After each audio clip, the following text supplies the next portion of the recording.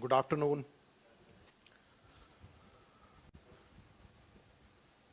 आज डिस्कस करने जा रहे हैं हम लोग ये बीपीएससी 66 मेंस में जो जीएस सेकंड पेपर, और उसके आधार पे मैं आपको जीएस सेकंड पेपर के जो 4 सेक्शन हैं उस 4 सेक्शन का एक सिलेबस निकाल दूंगा, जिससे कि आगे के लिए आपके पास जो बीपीएससी 67 की तैयारी कर रहे हैं उनके लिए कम से कम उनके पास एक लिस्ट ऑफ टॉपिक्स रहे जो कि सबसे इम्पॉर्टेंट है। अदरवाइज दो तरीका होता है एग्जाम की शुरुआत करने का। एक है कि जो बुक्स है वो इंडियन पॉलिटी का बुक्स ले लें और उसका जो इंडेक्स है उस इंडेक्स के आधार पे आप अपना लिस्ट ऑफ टॉपिक्स डिसाइड करें। दूसरा तरीका है कि आप जो एग्जाम में कई एग्जाम के क्वेश्चन को एनालिसिस करके और उसमें जो कॉमन टॉपिक्स निकलते हैं, रेयर टॉपिक्स की बात नहीं कर रहा हूँ, जो दृश्य टॉपिक विजिबल टॉपिक्स निकलते हैं उस टॉपिक्स का एक लिस्ट बना लीजिए और उसके कंटेंट पे आप फोकस करिए। ये और नेक्स्ट एक और जो फोकस करने पे टॉपिक्स को इंक्लूड करने में एक मोस्ट इम्पॉर्टेंट पार्ट है कि क्वेश्चन किस तरह के। अब ऐसा टॉपिक्स नहीं लिया जा सकता जिसमें कि कंटेंट 350 to 400 वर्ड नहीं हो।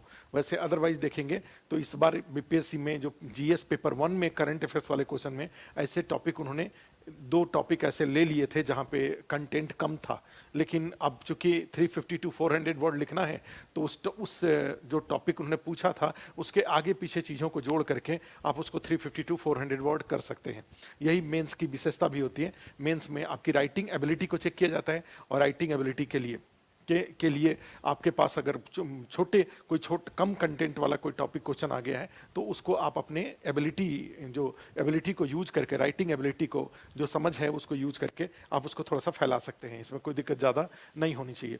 यहाँ पे जीएस सेकंड पेपर में जा रहे हैं तो इसके लिस्ट ऑफ टॉपिक और लिस्ट ऑफ टॉपिक्स का इंपॉर्टेंस होता है, एक बात हमेशा ध्यान में रखेंगे, क्योंकि बिना लिस्ट ऑफ टॉपिक्स के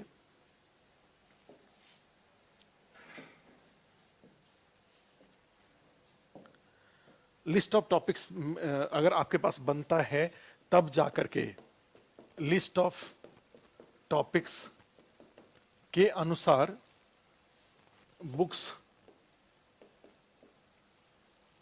हो या मैगजीन हो, पत्रिकाएं हो या न्यूज़पेपर हो या जो कुछ भी, लिस्ट ऑफ टॉपिक्स के अनुसार, माने ये डायरेक्शन सही है या ये डायरेक्शन सही है, बुक्स से लिस्ट ऑफ टॉपिक्स पे आए।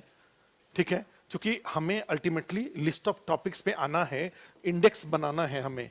ठीक है, विषय सूची तो तैयार करना ही है, तभी जाकर के हमारे पास नोट्स बन पाएगा। आप एलोबरेटिव नोट्स बनाएं या ब्रेन मैप बनाएं, फ्लो चार्ट बनाएं, बनेगा तभी वो जब आपके पास लिस्ट ऑफ टॉपिक्स रहेगा। तो अब ये है कि मैं जाकर के बाजार में बीपीएससी मेंस की तैयारी शुरुआत करने, तो आप जाकर के मार्केट में जाएं और सारे सेक्शंस के मोटी मोटी किताबें जो 2-2, 3-3, 4-4 है उसको खरीद के अपने टेबल पे रख लें।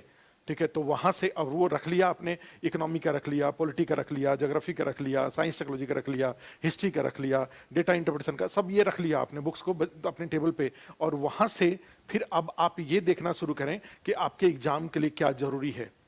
ठीक है, तो वही हमने ये वाला डायरेक्शन ये है। और दूसरा वाला डायरेक्शन है कि पहले हमारे पास जो बीपीएससी में जो क्वेश्चन पूछे गए हैं, क्योंकि आईएएस के क्वेश्चन पेपर को एनालिसिस करके बीपीएससी का लिस्ट ऑफ टॉपिक्स नहीं बनेगा, यूपीपीसीएस के क्वेश्चन को एनालिसिस करके बीपीएससी का टॉपिक्स नहीं बनेगा। ठीक है, बीपीएससी के पेपर को एनालिसिस करके ही बीपीएससी का टॉपिक्स बनेगा। और इसके लिए आप अगर ज्यादा सुरक्षित होना चाहते हैं तो जितने पीछे जाना चाहें एग्जाम के लिए, जैसे बीपीएससी 67 के लिए हमें लिस्ट ऑफ टॉपिक्स तैयार करना है तो हम 66 का देख सकते हैं, 65 का, 64 का, 63 का, 60-62 का, और जितना पीछे जाना हो जाइए और वहां से कुछ कॉमन टॉपिक निकालने की कोशिश करिए और उससे एक बाउंड्री बनाइए, दृश्य टॉपिक्स निकालिए। और बाकी कुछ एक आध दो इनविजिबल, कुछ टॉपिक इनविजिबल रह जाते हैं तो उसके लिए परेशान होने की जरूरत नहीं होती है। हर एग्जाम में ये इनविजिबल टॉपिक्स अलग अलग होते हैं। ठीक है, लेकिन जो विजिबल टॉपिक्स होते हैं वो सारे एग्जाम में एक ही होते हैं। बीपीएससी 66 का मेंस का जीएस सेकंड पेपर देखें या पेपर 1 देखें या इवन आप ऑप्शनल देखेंगे तो आपको इसकी जानकारी मिल जाती है। तो मैं जो समर्थक हूं, मैं इस बात का समर्थक हूं, मैं यहाँ पे ये लिस्ट ऑफ टॉपिक्स से ये वाले बुक्स की ओर जाने का मैं समर्थक हूं। मैं बुक्स से लिस्ट ऑफ टॉपिक्स पे जाने का समर्थक नहीं हूं। आप अपनी इच्छा के अनुसार ऐसे आपको जो उचित लगता हो आप कर सकते हैं, लेकिन मेरा स्ट्रॉन्ग रिकमेंडेशन यही होगा कि पहले लिस्ट ऑफ टॉपिक्स तैयार करिए और उसके बाद अपनी किताब लिखने की शुरुआत करिए या आप अपना नोट्स बनाने की शुरुआत करिए। ठीक है, अब यहाँ पे ये जरूर होता है कि आप अगर सेल्फ स्टडी कर रहे हैं तो आप खुद से अपना करिए। अगर आप किसी कोचिंग से जुड़े हुए हैं तो कोचिंग के जो आपके गाइड हैं उनका हेल्प लेकर के आप अपना नोट्स तैयार करिए।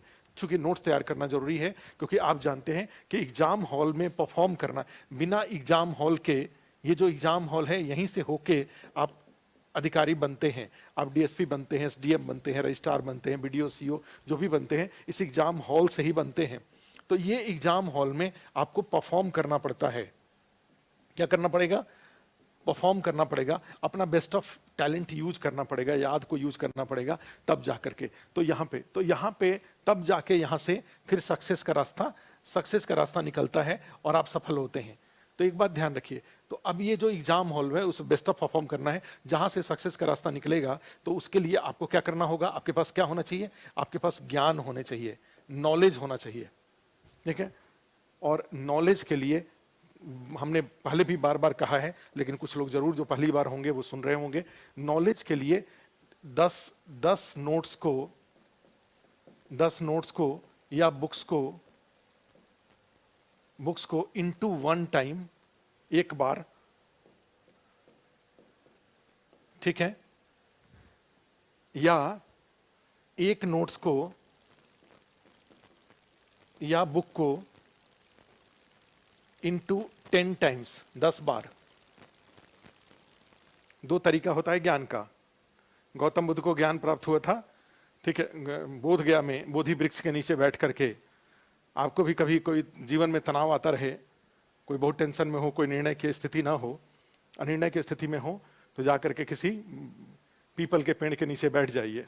ठीक है, थोड़ी देर 1-2 घंटा 3 घंटा बैठे रहिए, हो सकता है कि गौतम बुद्ध के जैसा आपको भी उस समस्या का समाधान मिल जाए। तो इसमें यह है कि ये जो एक नोट्स है, बुक्स है, तो मुझे लगता है कि मेरा यहाँ पे जो अपना ओपिनियन है वो अपना ओपिनियन ये कहता है कि हमारा क्या होना चाहिए, हमें ये वाला रास्ता अपनाना चाहिए, एक नोट्स या बुक्स को 10 बार, उससे ज्ञान होगा। ये वाला ऊपर वाला तरीका अच्छा नहीं होता है। तो एक नोट्स बुक को इनटू 10 टाइम्स पढ़ेंगे तो ज्ञान होगा, और ज्ञान होगा तो एग्जाम हॉल में परफॉर्म होगा, और परफॉर्म होगा तो सक्सेस मिलेगा। ठीक है, इस बात को ध्यान में रखिएगा। लेकिन अब समस्या यही है, ये एक नोट्स, तो हमने वही कहा कि भाई आप वो एक नोट्स आपको जैसा भी लगे सेल्फ स्टडी करते हैं, जहां भी कोचिंग करते हैं उस टीचर सेल्फ स्टडी करते हैं तो खुद से तैयार करिए। किसी कोचिंग में हैं तो वहाँ के जो गाइड आपके हैं तो उस गाइड के सहयोग से इस एक नोट्स को तैयार करिए। ठीक है, हम लोग आस्था इसमें हमसे जो जुड़े हुए लोग रहते हैं उनका हम लोग तैयार कराते हैं क्लास नोट्स। ठीक है, तो यहाँ पे और उसी को बार बार ये क्लास की चर्चा में कई बातें आती हैं। सब एक बात हमेशा ध्यान रखना, सारी बातें कॉपी में नहीं जाती हैं। 2-2.5 घंटे का क्लास होता है, सब बात कॉपी में नहीं जाता है, कई बातें सामान्य चर्चा में होती हैं। चर्चा भी कई लोग थे यूपी में एक सिलेक्टेड है, वो बताते थे कि सर जब आप विषयांतर कई बार होते हैं तो बहुत अच्छा होता है। विषयांतर का मतलब ये हुआ, और हम लोग विषयांतर कभी भी आप नहीं देखेंगे कि हम अपनी जीवनी के बारे में विषयांतर होते हैं। हमेशा टॉपिक में कुछ जो बर्निंग इश्यूज होते हैं, जैसे अभी बिहार सरकार के पास जैसे एक किसी अखबार में एक हेडलाइन छपा कि बिहार में मुद्दों की कभी कमी नहीं होती है। ठीक है, वहाँ पे हमेशा मुद्दा, चाहे सस्टेनेबल डेवलपमेंट गोल में पता चला कि सारे जो राज्य हैं उसमें सबसे नीचे हैं, पता चला कि 100 पॉइंट में 52 पॉइंट मिल रहा है। ठीक है, वहीं पे जाएंगे तो 75 पॉइंट केरला को मिल रहा है। तो इस तरीके से तो सस्टेनेबल डेवलपमेंट गोल जो एक यूनाइटेड नेशन का यूएन का प्रोग्राम है, और उसको नीति आयोग द्वारा राज्यों के लिए उसका निर्धारण किया गया है, और उसके आधार पर उसमें नीति आयोग के द्वारा राज्यों को पॉइंट्स दिए जाते हैं। ये जो सस्टेनेबल डेवलपमेंट गोल में 17 टोटल पॉइंट होते हैं, लेकिन 17वां पॉइंट कोऑपरेशन का है 16। ठीक है, तो उसमें बिहार पता चला कि सबसे नीचे है। इसकी चिंता नहीं है, वहाँ का जो लीडरशिप है इसकी कोई चिंता नहीं है।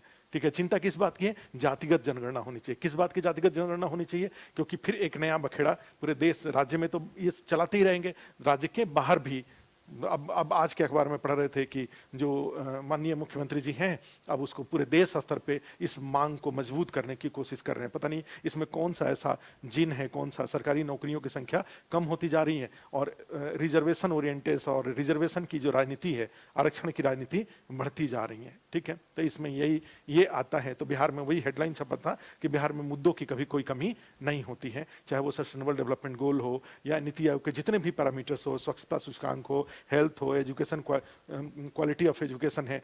और दूसरी सबसे बड़ी बात आश्चर्यजनक है, मैं हमेशा एक ब्लंटली इस बात को बोलता हूं कि बिहार एकमात्र ऐसा राज्य है जहां पर 30 साल से लगातार पिछले 30 ईयर से जो सो कॉल्ड पिछड़ी जातियां हैं उनका शासन है। नीतीश कुमार 15 साल लालू जी का शासन था, 15 साल से नीतीश कुमार जी का शासन है। जाति के आधार पे जाएंगे तो नीतीश कुमार जी के बारे में सब जाति जानते हैं, लालू जी की सब जाति लोग जानते हैं। तो सोचो इतने डोमिनेंट, और उसके बाद भी 30 साल बाद भी अभी भी अपने कम से कम कहा जाता है कि भाई आप तो गरीबों के मसीहा, लालू जी भी गरीबों के मसीहा थे, नीतीश कुमार जी भी गरीबों के मसीहा हैं, दोनों लोग मसीहा। 30 साल 30 ईयर्स में कई सारे राज्य, काफी इस क्वेश्चन भी पूछा गया है बीपीएससी में कि विकास में, क्षेत्रीय विकास में असंतुलन के कारण विभिन्न सामाजिक आर्थिक समस्याएं पैदा हुई है। इसी बीपीएससी के मेंस के एग्जाम में पूछा हुआ है, सोच के देखो। और उसमें बिहार के विशेष संदर्भ में इस बात की चर्चा करें, और चर्चा हम अभी बताएंगे आपको। लेकिन कई बार दुख होता है इस बात का कि आप 30 साल से ओबीसी कहा जाए तो अगर जाति सच्चाई है, जिस तरह से बिहार में मुद्दा नहीं तो हम लोगों के यहाँ, तो हमने आज तक अपने जीवन में हमारे सारे जो मित्र हैं, जो इतर मित्र हैं, उसमें कभी हमने किसी से, अब बीपीएससी की तैयारी में भी हम लोग कभी किसी से टाइटल नहीं पूछते हैं। हम लोग टीचर के रूप में अपना जो भी सबको एक समान देखते हैं, एक समान उसके लिए काम करते हैं। लेकिन सोच के देखो, आप राज्य के मुख्यमंत्री हैं, आप राज्य के विपक्ष के नेता हैं, और क्या मुद्दा उठा के चल रहे हैं? जातिगत गणना होनी चाहिए। आप ये गणना क्यों नहीं कराते हैं कि बिहार के सारे जिलों में जो लोग हैं विकास के मामले में किस तरह से पीछे हैं, इनकी गणना करें और उनके ऊपर फोकस कर करके योजनाएं बनाएं और फिर उनको मुख्य धारा में ऊपर लाने की कोशिश करें विकास करके। और राज्य जो कि आज 30 साल के बाद भी, 1990 से लेकर के आज तक 30 साल के बाद भी आखिरी स्थान पे है, उस आखिरी स्थान से उससे लाज नहीं लगता है।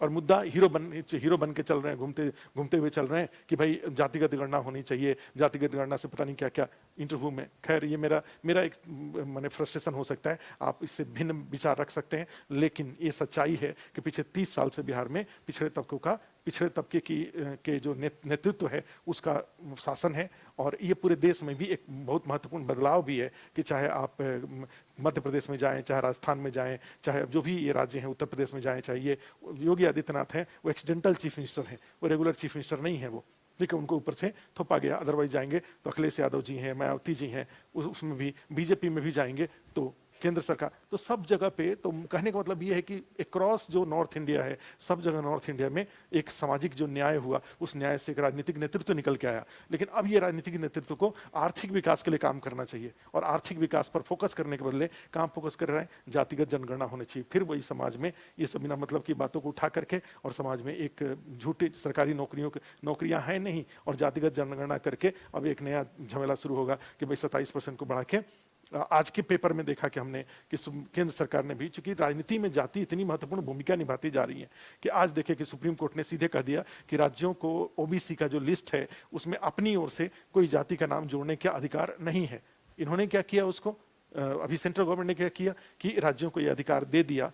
ठीक है, अभी इस बार के संसद की बैठक में ही उसका कानून आने वाला है कि राज्य चाहे तो सोच के देखो, अब एक नया झमेला शुरू होगा। हर राज्य में ऐसी जातियों का, विभिन्न जातियां, जैसे आप पश्चिम उत्तर प्रदेश में जाएंगे तो जाट जाति हैं, जाट, तो इनका कहना होगा कि भाई आप उत्तर प्रदेश पे दबाव डालेंगे, हरियाणा में दबाव डालेंगे, राजस्थान में दबाव डालेंगे कि मुझे ओबीसी की सूची में शामिल किया जाए। और राज्य जब ओबीसी की सूची में शामिल करेंगे तो फिर जाकर के वो आरक्षण में एक तरह से, तो मैंने कहने का मतलब कि ये जो बीपीएससी का भी एक क्वेश्चन भी हो सकता है कि देश में आरक्षण की राजनीति, और इस तरह के टिपिकल एग्जाम्पल भी आपको कई बार देने पड़ेंगे। अब आपको तो इस तरह की चर्चाएं भी क्लास में कई बार होती हैं, और उसके आधार पर भी क्वेश्चन बनता है। क्योंकि क्वेश्चन ही उठा के देखो तो इसमें क्वेश्चन में एक लिखा हुआ है, क्वेश्चन ये, इसी में जाए तो देखिए, इसमें कोई क्वेश्चन ही मैं देख रहा था तो उसमें क्वेश्चन में ही था कि बिहार के संदर्भ में कुछ टिपिकल उदाहरण दें, कथन का आलोचनात्मक क्या करिए। देखिए खंड 2 में था, वर्णन करिए क्षेत्रों में इन प्रगति के योगदान का। अभी आ रहा हूँ इस क्वेश्चन पे, लेकिन थोड़ा सा एक मुद्दा आज अखबार में छप गया था तो उसको देखा, और बाकी हम लोग बीपीएससी 65 का इंटरव्यू ले रहे थे तो उसमें देखें कि तेजस्वी यादव जी गए हैं माननीय मुख्यमंत्री जी के यहाँ कि भाई वो करिए आप जातिगत जनगणना।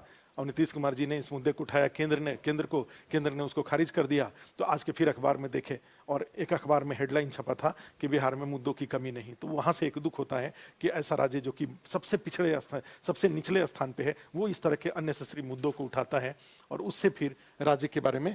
तो खैर इसमें ये देखिए कैसे कदमों का आलोचनात्मक, एक देख रहे थे क्वेश्चन को ही जिसमें कि उठाए कदमों पर प्रकाश डाले, बिहार द्वारा संबंध में उठाए गए इन लक्ष्यों को प्राप्त करने के लिए सरकार की योजनाओं को समझाइए। अभी आ जाएगा, मैं उस चीज को फिर से चर्चा कर दूंगा, लेकिन ये पेपर हमारे सामने है। तो खैर अब यहाँ पे पेपर पे अगर आ जाते हैं तो ध्यान रखिए, माने दोनों बातें होती हैं। एक आपके पास क्या रहेगा, ये लिस्ट ऑफ टॉपिक्स, तो लिस्ट ऑफ टॉपिक्स हम लोग बना लेते हैं, ये लिस्ट ऑफ टॉपिक्स बना लेते हैं और उसके अनुसार नोट्स बन जाता है। उस नोट्स को क्लास में इस तरह की चर्चा के माध्यम से, या फिर आता है कि इस तरह की चर्चा के माध्यम से, और उसके बाद जो नोट्स बनता है उसको कमरे पे जाके आप 10 बार पढ़ते हैं। ज्ञान होता है एग्जाम हॉल में परफॉर्म करना, तो ये ज्ञान के साथ एक और कैटलिस्ट के रूप में काम करता है। उसको जैसे कहा जाता है to representation of content according to demand of question, जैसे प्रश्न की मांग के अनुसार तथ्यों को प्रस्तुत करना, ये इसमें से एक आ जाता है। तो ज्ञान के साथ साथ जब वो प्रेजेंटेशन का तरीका, तब जाके एग्जाम हॉल में परफॉर्मेंस होता है और फिर यहाँ से सक्सेस मिलता है। तो ये ओवरऑल एक स्ट्रैटेजी है बीपीएससी 67th मेंस के लिए, जिसको कि आप ध्यान में रखिएगा। ठीक है, अब आ जाइए पेपर के ऊपर। और पहले पॉलिटी लेते हैं, फिर उसके बाद इकोनॉमी लेते हैं, फिर साइंस टेक्नोलॉजी का ले लेते हैं, और उससे फिर तीनों सेक्शन का अलग अलग लिस्ट ऑफ टॉपिक्स भी निकाल लेते हैं। ठीक है, तो उसमें आइए फिर पहले पेपर पे आ जाइए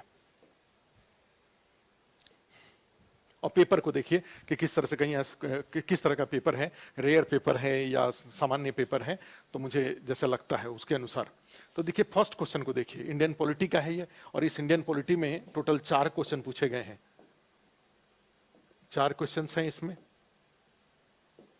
और इस 4 क्वेश्चंस में से आपको 3 लिखने थे, 3 क्वेश्चंस को लिखने हैं, और इनटू 38 मार्क्स के हैं ये। और 212 215 तक तो हमने देखा है, 212 215 तक। देखो ऑफलाइन का तो अब उत्तर प्रदेश में बताऊं एक चीज की, उत्तर प्रदेश सरकार द्वारा ऑफलाइन खोलने की बात की गई है 15-16 अगस्त को। दिल्ली का कोई भरोसा नहीं है, तो हम लोग एक करेंगे, हम लोग शनिवार रविवार को 5-5 घंटे का ऑफलाइन क्लास का प्रोग्राम प्लान करते हैं, और उसके लिए हम नोएडा में इंफ्रास्ट्रक्चर करेंगे। तो नोएडा दिल्ली से ज़्यादा दूर नहीं है, 1 घंटे का मेट्रो का रास्ता होता है। तो 1 घंटा जाने में, यहाँ विश्वविद्यालय मेट्रो स्टेशन से नोएडा में मेट्रो स्टेशन के पास ही हम लोग क्लासरूम ले लेंगे, और वहाँ पे फिर जाएं, टीचर जाएं, 5 घंटा अपना सैटरडे संडे 2 दिन 5-5 घंटे 10 घंटे का क्लास कर लेंगे। रिकॉर्डिंग वहाँ से ले आएंगे, और रिकॉर्डिंग ला करके जो ऑनलाइन में लोग रहेंगे उनको रिकॉर्डिंग अवेलेबल करा देंगे, जो ऑफलाइन में क्लास में करेंगे वो ऑफलाइन में कर लेंगे। बाकी जो 4 दिन होगा वो 4 दिन हम लोग यहाँ से लाइव मुखर्जी नगर से लाइव कर लेंगे, और 2 दिन 10 घंटे का क्लास हम लोग वहाँ पे कर लेंगे, नोएडा में करेंगे ऑफलाइन का क्लास। ठीक है, या जैसा फिर प्लान होगा उसके अकॉर्डिंग प्लान कर लेंगे। 16 अगस्त से उत्तर प्रदेश सरकार द्वारा स्कूल को खोला जा रहा है, तो वहाँ पे व्यवस्था करेंगे। ठीक है, तो ये आपके लिए बता रहा हूँ। दिल्ली में शायद यहाँ पे तो बोला नहीं जा सकता कि यहाँ की सरकार का क्या योजना है, क्या यहाँ भी मैंने है नहीं कि ऑफलाइन में शायद खुलेगा, जल्दी खुलने की कोई संभावना दिख नहीं रही है। हो सकता है कि 10-15 दिन में केसेज एकदम, जो थर्ड वेव की बात हो रही है, थर्ड वेव अगर नहीं आता है तो फिर यहाँ पे भी विचार होगा, यहाँ पर भी खुल सकता है। लेकिन थर्ड वेव अगर नहीं आता है तो मुझे लगता है कि 20 तारीख तक यहाँ भी खुल सकता है। लेकिन थर्ड वेव अगर जैसे 10-15 अगस्त के बीच में कहा जा रहा है कि थर्ड वेव का, तो अगर 10-15 अगस्त तक थर्ड वेव की कोई सुगबुगाहट यहाँ पे हो जाती है और 400-500 केसेज दिल्ली में डेली आने लगते हैं, तब तो फिर नहीं खुलेगा ऑफलाइन। ठीक है, लेकिन अगर मान लीजिए यही 100-125 के आसपास केसेज दिल्ली में रहते हैं अगले 15-20 दिन तक, तब तो खुल जाएगा। तो मान के चलिए इस महीना क्रूशियल है, लेकिन अगर हम लोग 10-15-12 तारीख तक 10-12 तारीख तक हम देखते हैं, 10-12 तारीख तक अगर दिल्ली में कुछ इस तरह की चीज़ें नहीं होती हैं, खुलने का नहीं होता है, तो हम लोग नोएडा में क्लास करेंगे ऑफलाइन का, 5-5 घंटे का डेली का क्लास कर लेंगे सैटरडे संडे को। तो 2 दिन के आपके लिए जो मुखर्जी नगर के आसपास रहते हैं उनको जाने में भी दिक्कत नहीं होगी, 1-1 घंटा के लिए चले जाएंगे, घूमने टहलने के नाम पे हो जाएगा, मेट्रो सुविधा है ही, टीचर भी चले जाएंगे, वहाँ से पढ़ा के हम लोग आ जाएंगे, ऑफलाइन में चीज़ों को देख लेंगे, और फिर ऑनलाइन जो होगा वैसा करेंगे। तो यही मेरे दिमाग में यही है, फिर जैसा डेवलपमेंट होगा उसके अकॉर्डिंग हम लोग चर्चा करेंगे। यहाँ पे क्वेश्चन पे आ जाइए। तो क्वेश्चन में क्या हो रहा है कि जैसे भारत क्वेश्चन में देखो क्या है, 4 क्वेश्चन था, ये 4 क्वेश्चन में 3 क्वेश्चन लिखना है, और ये 4 क्वेश्चन देखिए 1 2 3 और ये 4 क्वेश्चन है टोटल। ठीक है, अब एक क्वेश्चन को देख लीजिए क्या है।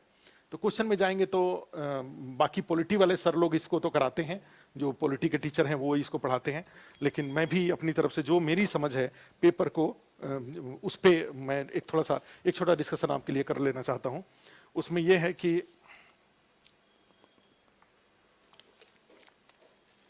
देखो ये पहला क्वेश्चन क्या था।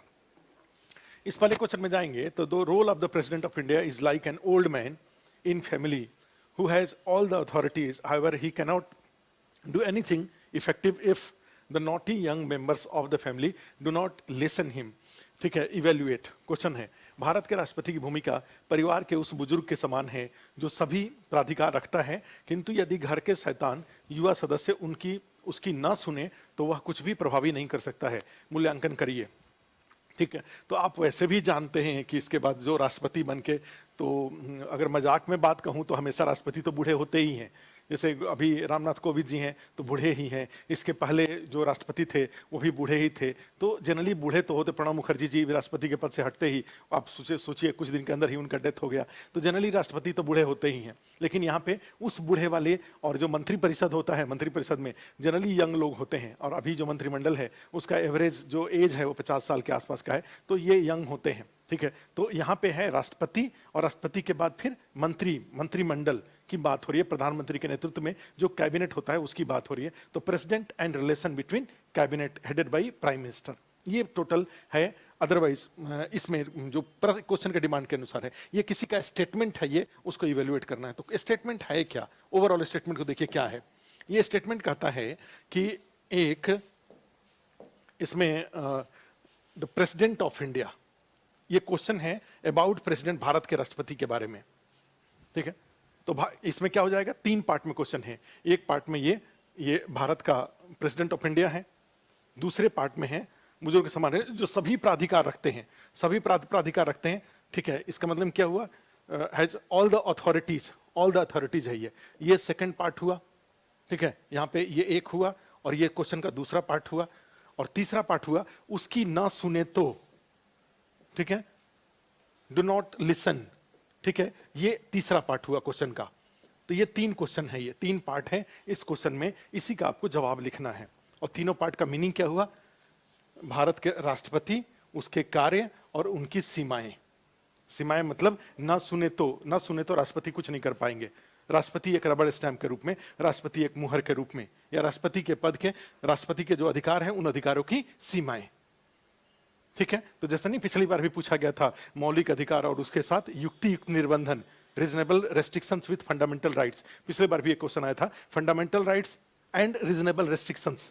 तो उसी तरह से president, authorities of president and reasonable restrictions with authorities of president.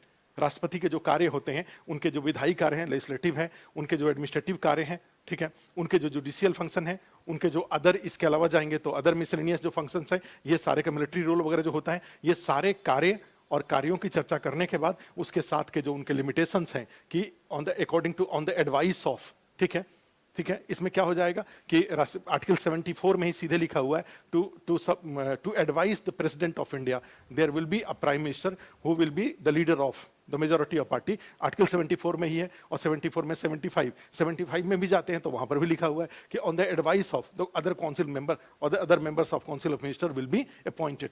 ठीक है, तो यहीं से 74 में ही जाते हैं, 75 में जाते हैं, 78 में जाते हैं, या बाकी तो इनके जैसे इसमें ये कहा जाता है कि ऑन द एडवाइस ऑफ प्रधानमंत्री, और उनके ये सारे कार्य उनके द्वारा किए जाता है। और फिर उसमें आता है कि आप जानते हैं कि उनके पास कुछ अधिकार जरूर दिए गए हैं, कुछ डिस्क्रिशनरी पावर उनके पास जरूर है, लेकिन डिस्क्रिशनरी पावर में भी एक तरह से उनके बहुत ज़्यादा अधिकार नहीं बनते हैं। जैसे कि जानते हैं कि वीटो का ही है, एक बार मान लीजिए कि कोई एडवाइस आया, कोई लेजिस्लेटिव एडवाइस आया है, कोई एडमिनिस्ट्रेटिव एडवाइस आया है, और प्रेसिडेंट अगर उसको एक बार रिव्यू के लिए वापस भेजते हैं और दोबारा सेम को वापस भेज दिया जाता है, तो it's binding for president too. अगर ये जो बच्चा, ये जो नौजवान उसी को वापस भेज देते हैं, तो ये जो बूढ़े हैं वो उसको मानने के लिए बाध्य हो जाते हैं। ठीक है। तो इस क्वेश्चन में 3 पार्ट था, राष्ट्रपति, उसके कार्य और उसके कार्य के साथ सीमाएं। स्टेटमेंट जैसा भी लंबा चौड़ा, जैसा भी थोड़ा सा एक तरह से उसको आगे बढ़ा के लिखा हुआ था, लेकिन जब स्टेटमेंट को आपको इवेलुएट, आपको जमीन पर ले आएंगे, तो इस क्वेश्चन के 3 पार्ट थे। राष्ट्रपति के बारे में लिखना, राष्ट्र एक जो परिचय था, परिचय जो इंट्रोडक्शन बनता क्वेश्चन का, उसमें अकॉर्डिंग टू, ठीक है, आप जो प्रेसिडेंट का जो वो है, जो उनके आर्टिकल 52 से लेकर के 61 के बीच में जो प्रेसिडेंट के सारे जो दिए हुए हैं, तो उसी में according to 53 of Indian constitution, 53 of Indian constitution, उसको प्रेसिडेंट के साथ और उनके जो संक्षेप में कार्य लिख देने थे, ठीक है। और उसके बाद मैंने एक परिचय, प्रेसिडेंट का नाम, फिर उनके जो चार तरह के जो कार्य हैं, लेजिस्लेटिव कार्य है, जुडिशियल कार्य है, एडमिनिस्ट्रेटिव कार्य है, प्लस अदर मिसलेनियस जो कार्य हैं, उनको चर्चा बस हेडलाइन में ही चर्चा कर देना था। और उसके बाद, ठीक है, all these work will be performed by president on the advice of, ठीक है, advice of council of minister headed by prime minister। और इस रूप में राष्ट्रपति के कार्य उनके कार्यों के लिए राष्ट्रपति के सभी कार्य काउंसिल ऑफ मिनिस्टर के एडवाइस के अनुसार करने के लिए राष्ट्रपति बाध्य हैं। और इस रूप में उनके पद के साथ कुछ सीमाएं या उनके अधिकार के साथ कुछ सीमाएं जुड़ जाती हैं। तो एक इंट्रोडक्शन में क्वेश्चन के तीनों पार्ट आ जाएगा, अबाउट भी आ गया, उसमें उनके कार्य भी आ गए और उनके पद की सीमाएं भी हो गए, एकदम संक्षेप 50 वर्ड्स के आसपास में ये तीनों। और उसके बाद फिर नीचे निकाल करके राष्ट्रपति के पद के साथ, और फिर उसका एक डायग्राम बना देंगे। राष्ट्रपति डायग्राम में लेजिस्लेटिव, एजुकेटिव, जुडिशियल, अदर, ये डायग्राम बना दिया उनके कार्य का। फिर उसके बाद इन कार्यों के साथ कुछ कुछ सीमाएं, और सीमाओं की जब चर्चा करेंगे तो साथ में कुछ कुछ एग्जाम्पल भी आपको दे देने चाहिए थे कि कब कब कैसे राष्ट्रपति और काउंसिल ऑफ मिनिस्टर के बीच में जो टेंशन रहा है, वो टेंशन किस तरह से रहा है, कुछ कुछ एग्जाम्पल दे करके भी। जैसे ये कार्य था, जैसे मान लीजिए कई बार ऐसा हुआ कि काउंसिल ऑफ मिनिस्टर ने किसी स्टेट में, पर्टिकुलर स्टेट में राज्यपाल जो राष्ट्रपति शासन लागू करने के लिए, और उसको उन्होंने वापस भेज दिया, ठीक है। के नारायण के साथ भी था, एपीजे अब्दुल कलाम के साथ भी था, तो कई सारे, रामनाथ कोविंद के साथ नहीं है इस तरह के कोई केसेस, नहीं तो कई बार ऐसे हैं जो उनको, हाँ, आर्टिकल को भी लिखना पड़ेगा। जब प्रेसिडेंट है तो हम लोगों ने पहले भी बहुत बार बोला हुआ है कि मेंस की तैयारी करने जा रहे हैं तो कम से कम जो इंपॉर्टेंट हेडलाइंस हैं, जैसे फंडामेंटल राइट्स है, तो उसका कम से कम आपको आर्टिकल जो मेन, आप मत जाइए उसके इन डिटेल, पूरा बेयर एक्ट से याद करने की बात नहीं की जा रही है। लेकिन चूंकि पॉलिटी का है, और पॉलिटी के क्वेश्चन में हमेशा 4 बातें हमने भी टेस्ट पेपर डिस्कशन के दौरान बोल रखा है। बाकी टीचर, अपने जो टीचर पढ़ाए हैं वो उन लोगों ने अपना बोला, लिखवाया भी, लेकिन मैंने भी अपने सामान्य नॉलेज के आधार पे हमने भी बता रखा है कि 4 बातें हर पॉलिटी के क्वेश्चन में जरूर होता है। कौन कौन सी बात होती है? एक जो रिलेटेड आर्टिकल होता है, ठीक है। दूसरा जो उसमें होता है, एक आर्टिकल हो गया। दूसरा जैसे जाते हैं तो उसमें उससे रिलेटेड कोई कानून अगर है तो एक्सटेंशन ऑफ, जैसे मान लीजिए सिटीजनशिप का है तो सिटीजनशिप से रिलेटेड आर्टिकल हो गया, उससे जुड़े हुए सीएए का या जो भी सिटीजनशिप लॉ है वो आ गया। उसके बाद तीसरा उसमें आ जाता है कि कोई जुडिशियल अगर कोई अगर उसमें ओपिनियन है तो वो आ जाता है। और फिर कोई कमीशन वगैरह गठित की गई, सरकारी आयोग का कमीशन या इस तरह का, उसका कोई रिकमेंडेशन है तो इस तरह से 4 पार्ट में चीजों को, किसी भी क्वेश्चन में ये 4 पार्ट जरूर होता है, जो कि आपको 4 जो फैक्ट होते हैं जो कि अगर उस टॉपिक से रिलेटेड अवेलेबल है तो आपको जरूर उसको लिखना चाहिए। लेकिन हाँ, ध्यान रखना चाहिए कि ये जो चारों बातें हैं वो विषय, वो ऐसा नहीं होना चाहिए कि एक आदमी है उसमें इतना सारा ये सब बातें नहीं लटका देनी चाहिए। कोई भी सुप्रीम कोर्ट का जो कोई वर्डिक्ट है और उसमें बहुत सारे वाद होते हैं, इतने सारे वाद मत लिख दीजिए कि जो मेन इशूज है वो इशू दब जाए। ये पॉलिटी है, ये लॉ का क्वेश्चन नहीं है, ठीक है। ये पॉलिटिकल साइंस का क्वेश्चन नहीं है, ये पब्लिक एडमिनिस्ट्रेशन का क्वेश्चन नहीं है, ये पॉलिटी का क्वेश्चन है। तो इसमें ये तीनों जो सब्जेक्ट दिखाई दे रहे हैं, लॉ दिखाई दे रहा है, पॉलिटिकल साइंस, पब्लिक एडमिनिस्ट्रेशन, किसी का भी फ्लेवर बहुत डोमिनेंट नहीं रहना चाहिए। आपको पॉलिटी के पॉइंट ऑफ व्यू से आगे बढ़ाइए, लेकिन आप कहीं कहीं आर्टिकल का रेफरेंस जरूर लेंगे, तब जाकर के पीसीएस में कम से कम 38 में 30-32 नंबर अगर आपको लेना है तो आपको इस तरह के आर्टिकल्स का रेफरेंस लेना पड़ेगा। कोई एक्ट अगर है तो उसका, उस आर्टिकल को इंप्लीमेंट करने के लिए कोई एक्ट बनाया गया है तो उसका आपको रेफरेंस लेना पड़ेगा। जैसे मान लीजिए आर्टिकल 42 ही है तो 42 में जो मैटरनिटी से रिलेटेड इशूज अगर वहाँ पे है तो फिर उसके लिए मैटरनिटी बेनिफिट एक्ट 1961 है, तो उसका आर्टिकल का भी, मैटरनिटी बेनिफिट एक्ट 1961 का भी, इसकी चर्चा, दोनों की चर्चा की जाएंगे, ठीक है। एक बात ध्यान रखिएगा। तो ये इसमें क्वेश्चन में ऐसा कोई डिफिकल्ट क्वेश्चन नहीं था, 3 पार्ट था, तीनों पार्ट का आपको आंसर एग्जाम हॉल में लिखने थे। और डायग्राम वगैरह बनने के बहुत जगह थे जहां से आपको 38 में 30-32 नंबर तक इसमें आ सकता था क्वेश्चन में। जो सेकंड क्वेश्चन देखिए, 2, Indian federal structure is constitutionally oriented towards the central government, explain. भारतीय संघीय ढांचा संविधान रूप से केंद्र सरकार की ओर उन्मुख है, व्याख्या कीजिए। ये क्वेश्चन पूछा हुआ है। तो निश्चित रूप से इसमें जो क्वेश्चन का नेचर अगर देखें, क्वेश्चन का जो पार्ट है उसको आइडेंटिफाई करें तो इसमें आ जाता है भारतीय संघीय ढांचा, एक पार्ट है, एक सेक्शन है। इसमें द इंडियन फेडरल स्ट्रक्चर, ये फर्स्ट पार्ट है इसका, ठीक है। और सेकंड पार्ट आता है constitutionally oriented towards the central government, constitutionally oriented, ये सेकंड पार्ट है। और फिर तो लास्ट में ओपिनियन आता ही है। तो इस क्वेश्चन में तीन पार्ट, दो पार्ट विजिबल है और एक पार्ट इनविजिबल है इसमें, ठीक है। तो वो जो दो पार्ट है, तो दो पार्ट में आपको जो दिख रहा है इसमें इंडियन फेडरल स्ट्रक्चर, तो फिर वहां से इस क्वेश्चन में भी आपको यहीं से शुरू कर एक इंट्रोडक्शन बनेगा। और इंट्रोडक्शन में according to article 1 of Indian constitution, Bharat के संविधान के अनुच्छेद 1 के अनुसार भारत राज्यों का संघ है। यहीं से क्वेश्चन की शुरुआत होगी, ठीक है। और इस रूप में भारत में केंद्र के साथ साथ कितने राज्य, 28 राज्य, और जो भी 7 या 8 जो केंद्र शासित प्रदेश हैं, यूनियन टेरिटरीज हैं, उनकी चर्चा कर देंगे संक्षेप में उसी में। इनके केंद्र और राज्यों के बीच वहीं पे लिख देंगे इंट्रोडक्शन में ही, ठीक है। केंद्र और राज्यों के बीच संविधान में जो उनके अधिकार हैं उनका बंटवारा है, किंतु इसके बावजूद अनेक ऐसे प्रावधान हैं, there are various provisions which incline towards which is in favor of, ठीक है, centralised inclination of Indian federalism towards centre. जो अनेक ऐसे अनुच्छेद हैं, अनेक ऐसे प्रावधान हैं जिसका उद्देश्य, जिसका झुकाव, ठीक है, भारतीय संघ के केंद्र की ओर होने के संदर्भ में है, ठीक है। तो ये इसमें से आ जाता है। तो एक आपका ये इंट्रोडक्शन बन गया, क्या क्या, पहला भारत राज्यों का संघ है, कितने राज्य कितने, ये लिख दिया। उसके बाद उसी में लिखा कि केंद्र और संविधान के अनुसार केंद्र और राज्यों के बीच अधिकारों का बंटवारा किया गया है, किंतु इसके बावजूद, ठीक है, भारतीय संघीय ढांचे का झुकाव केंद्र की ओर है, ठीक है। ये आपका इसमें कंक्लूजन हो गया। और उसके बाद फिर नीचे आते हैं, तो नीचे आकर के आप भारतीय संघीय ढांचे को एक बार एक्सप्लेन कर दीजिए और उसके बाद दो पार्ट में उसको डिवाइड कर दीजिए। इसको आंसर को डिबेट के रूप में आपको आंसर में लिखना था। डिबेट के रूप में लिखने का मतलब क्या हुआ, एक होता है कि ऐसे मुद्दे जैसे एक केंद्र राज्य संबंध को जैसे 3 पार्ट में आपने बांट लिया, कौन कौन सा, लेजिस्लेटिव, एजुकेटिव और जुडिशियल, ठीक है। 3 पार्ट में जैसे फाइनेंशियल, क्या हुआ, लेजिस्लेटिव, एजुकेटिव और फाइनेंशियल, 3 पार्ट में उसको बांट लिया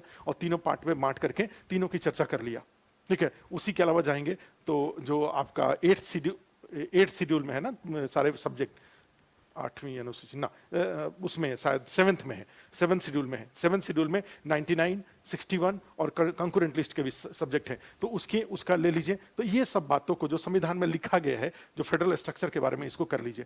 तो उसके बाद फिर नीचे निकलिए तो उसमें लिख दीजिए कि in spite of all these provisions, ठीक है, इस तरह के प्रावधानों के बावजूद, ठीक है, भारत का जो वो है ढांचा है वो किस तरह से केंद्र की ओर, और उसके फेवर में सारे आपको पॉइंट्स दे देने थे। जैसे कि उसमें कई सारे पॉइंट्स हैं, उसमें जैसे एक तरह से जो इलेक्शन सिस्टम है वो किस तरह से सेंटर के फेवर में है, जो जुडिशियल अपॉइंटमेंट्स हैं, जो सुप्रीम कोर्ट, हाई कोर्ट का, वो कैसे सेंटर के फेवर में है, जो कॉन्स्टिट्यूशन में अमेंडमेंट का जो राइट है वो किस तरह से सेंटर के पक्ष में है, ठीक है। तो इस तरह से कई सारे जो फाइनेंशियल पावर है, वो फाइनेंशियल पावर भी किस तरह से सेंटर के हाथ में है, तो कई सारे ऐसे। उसके बाद जब लिख के इंक्लाइन टुवर्ड सेंटर लिखने के बाद इस प्रकार के झुकाव के बावजूद संविधान राज्यों को भी शक्तिशाली बनाता है और इसमें राज्यों को भी अनेक अधिकार दिए गए हैं, जिससे कि भारतीय संघीय ढांचे में चेक एंड बैलेंस की स्थिति बनी रहे। और उसके बाद वे फॉरवर्ड आप निकाल देंगे उसको क्वेश्चन के डिमांड के अकॉर्डिंग। 8वें लैंग्वेज है, हाँ 7 में है, 7th वाले में है, ठीक है। तो इसमें देख लो, तो इसमें क्या हुआ, ये वाले दूसरे क्वेश्चन में Indian federal structure is constitutionally oriented towards the central government, explain, ठीक है, ये इसमें था। तो फेडरल स्ट्रक्चर हो गया किस तरह से। उसके बाद जो फेडरल स्ट्रक्चर में 3 तरह के जो सेंट्रल स्टेट के संबंधों का जो 3 भाग है, लेजिस्लेटिव, एजुकेटिव और फाइनेंशियल, उसकी चर्चा। फिर आप 7th शेड्यूल की चर्चा, उसमें 99 और ये 99 का स्टेट का, कंकरेंट का 61 का और फिर कंकरेंट वाला, इसकी चर्चा। और फिर उसके बाद आप किस तरह से, उसके बाद क्वेश्चन का ये सेकंड पार्ट पे आ गए और सेकंड पार्ट में इंक्लाइन टुवर्ड्स फेडरलिज्म, उसके पीछे पहले लॉजिक दे करके और फिर नीचे कंक्लूजन में एक बैलेंस वाली बातें लिख देनी थी आपको। उसके बाद तीसरे क्वेश्चन में जा रहे हैं, 3rd क्वेश्चन में जाइए। इसमें तीसरा, भारत राज्यों के असमान विकास ने कई सामाजिक, आर्थिक एवं राजनीतिक समस्याओं को जन्म दिया है। बिहार के विशेष संदर्भ में कथन का आलोचनात्मक विश्लेषण करिए।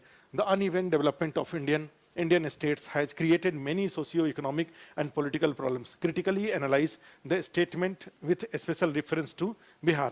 ठीक है, क्वेश्चन देखिए, क्वेश्चन में क्या लिखा हुआ है? एक थोड़ा सा अप्लाइड क्वेश्चन था, ऐसा कुछ भी इसमें नहीं था कि जो आप नहीं जानते हैं। ठीक है, तो अप्लाइड क्वेश्चन था जो कि आपके पास अगर बास्केट ऑफ कंटेंट है तो आप इस क्वेश्चन को खूब आराम से लिख सकते थे। क्वेश्चन में देखो क्या है, क्वेश्चन में क्या है?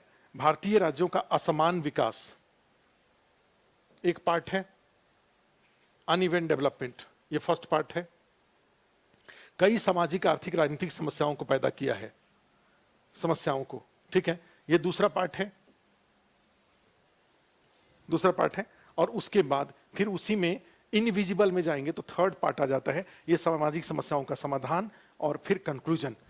ठीक है, तो इस क्वेश्चन के 4 पार्ट बन जाएंगे। कौन कौन सा? एक इंट्रोडक्शन वाला बन जाएगा, इंट्रोडक्शन बनेगा।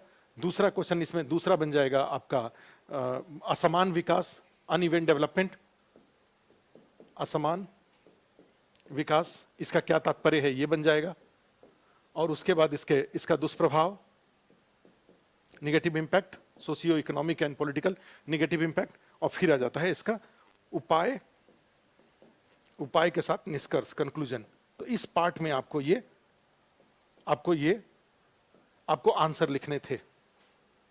ठीक है, यहां जाएंगे तो इस तरीके से आपको आंसर लिखना था। इंट्रोडक्शन, असमान विकास के आयाम, उसका negative impact, socio economic political negative impact, उपाय और निष्कर्ष में जाएंगे तो इस तरीके से आपको ये लिख लेना था इस क्वेश्चन का। तो देखिए क्या था ये। अब मान लो भारतीय राज्यों का असमान विकास का यहाँ पे क्या मीनिंग था, आपको कैसे असमान विकास को लिखना था। तो अब अगर असमान विकास वाले में जाएं,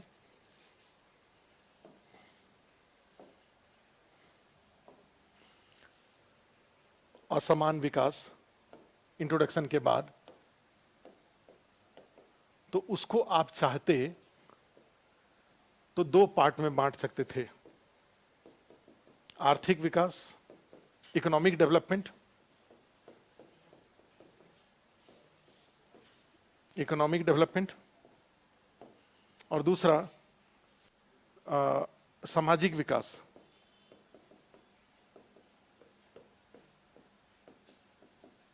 सोशल डेवलपमेंट, सामाजिक विकास, economic development and social development. अब इकोनॉमिक डेवलपमेंट की अगर बात करें तो असमान विकास कहां हुआ है? तो इकोनॉमिक डेवलपमेंट वाले में बिहार का रेफरेंस भी हर जगह चाहिए। तो एक होता है कृषि का विकास, डेवलपमेंट ऑफ एग्रीकल्चर की चर्चा करनी थी, डेवलपमेंट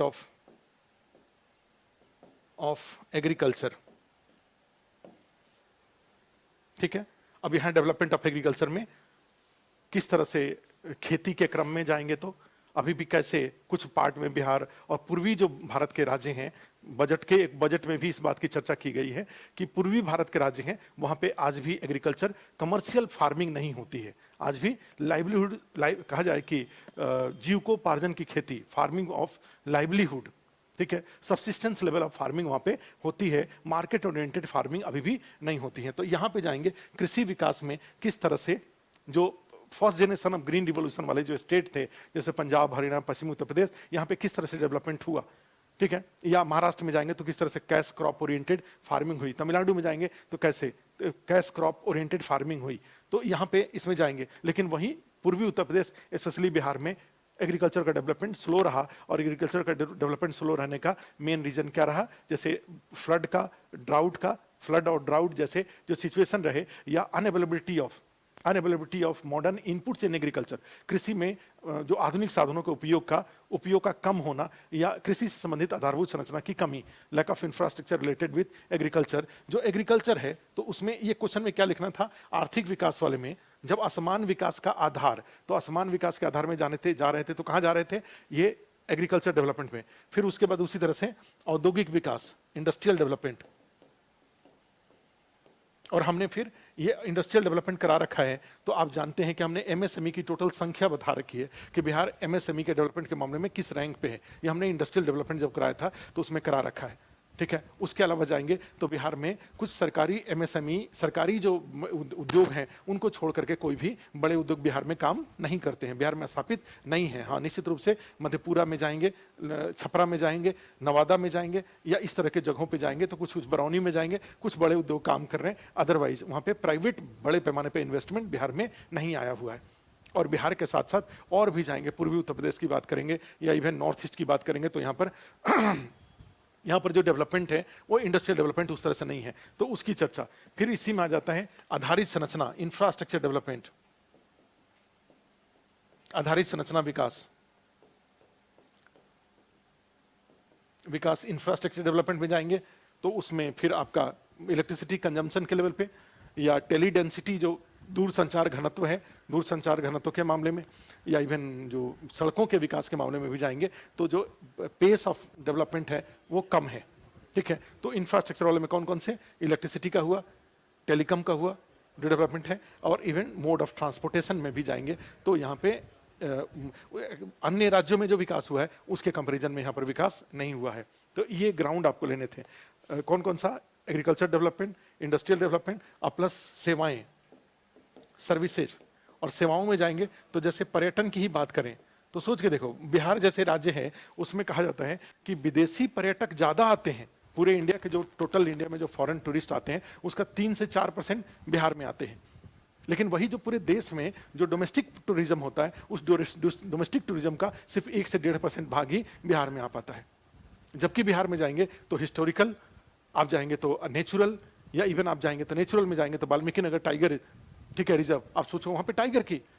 उस तरह से हिस्टोरिकल जाएंगे तो इतने सारे जैन धर्म, बौद्ध धर्म, हिंदू धर्म, सिख धर्म, ठीक है, इस्लाम, ठीक है, सब धर्मों से रिलेटेड जो वर्ल्ड क्लास आपके पास टूरिस्ट प्लेसेज हैं वो उसका दूसरा विकल्प नहीं है। गया में जाएंगे तो हिंदू धर्म के लिए पूरे देश का, लेकिन हमने कभी उसको हाईलाइट नहीं किया।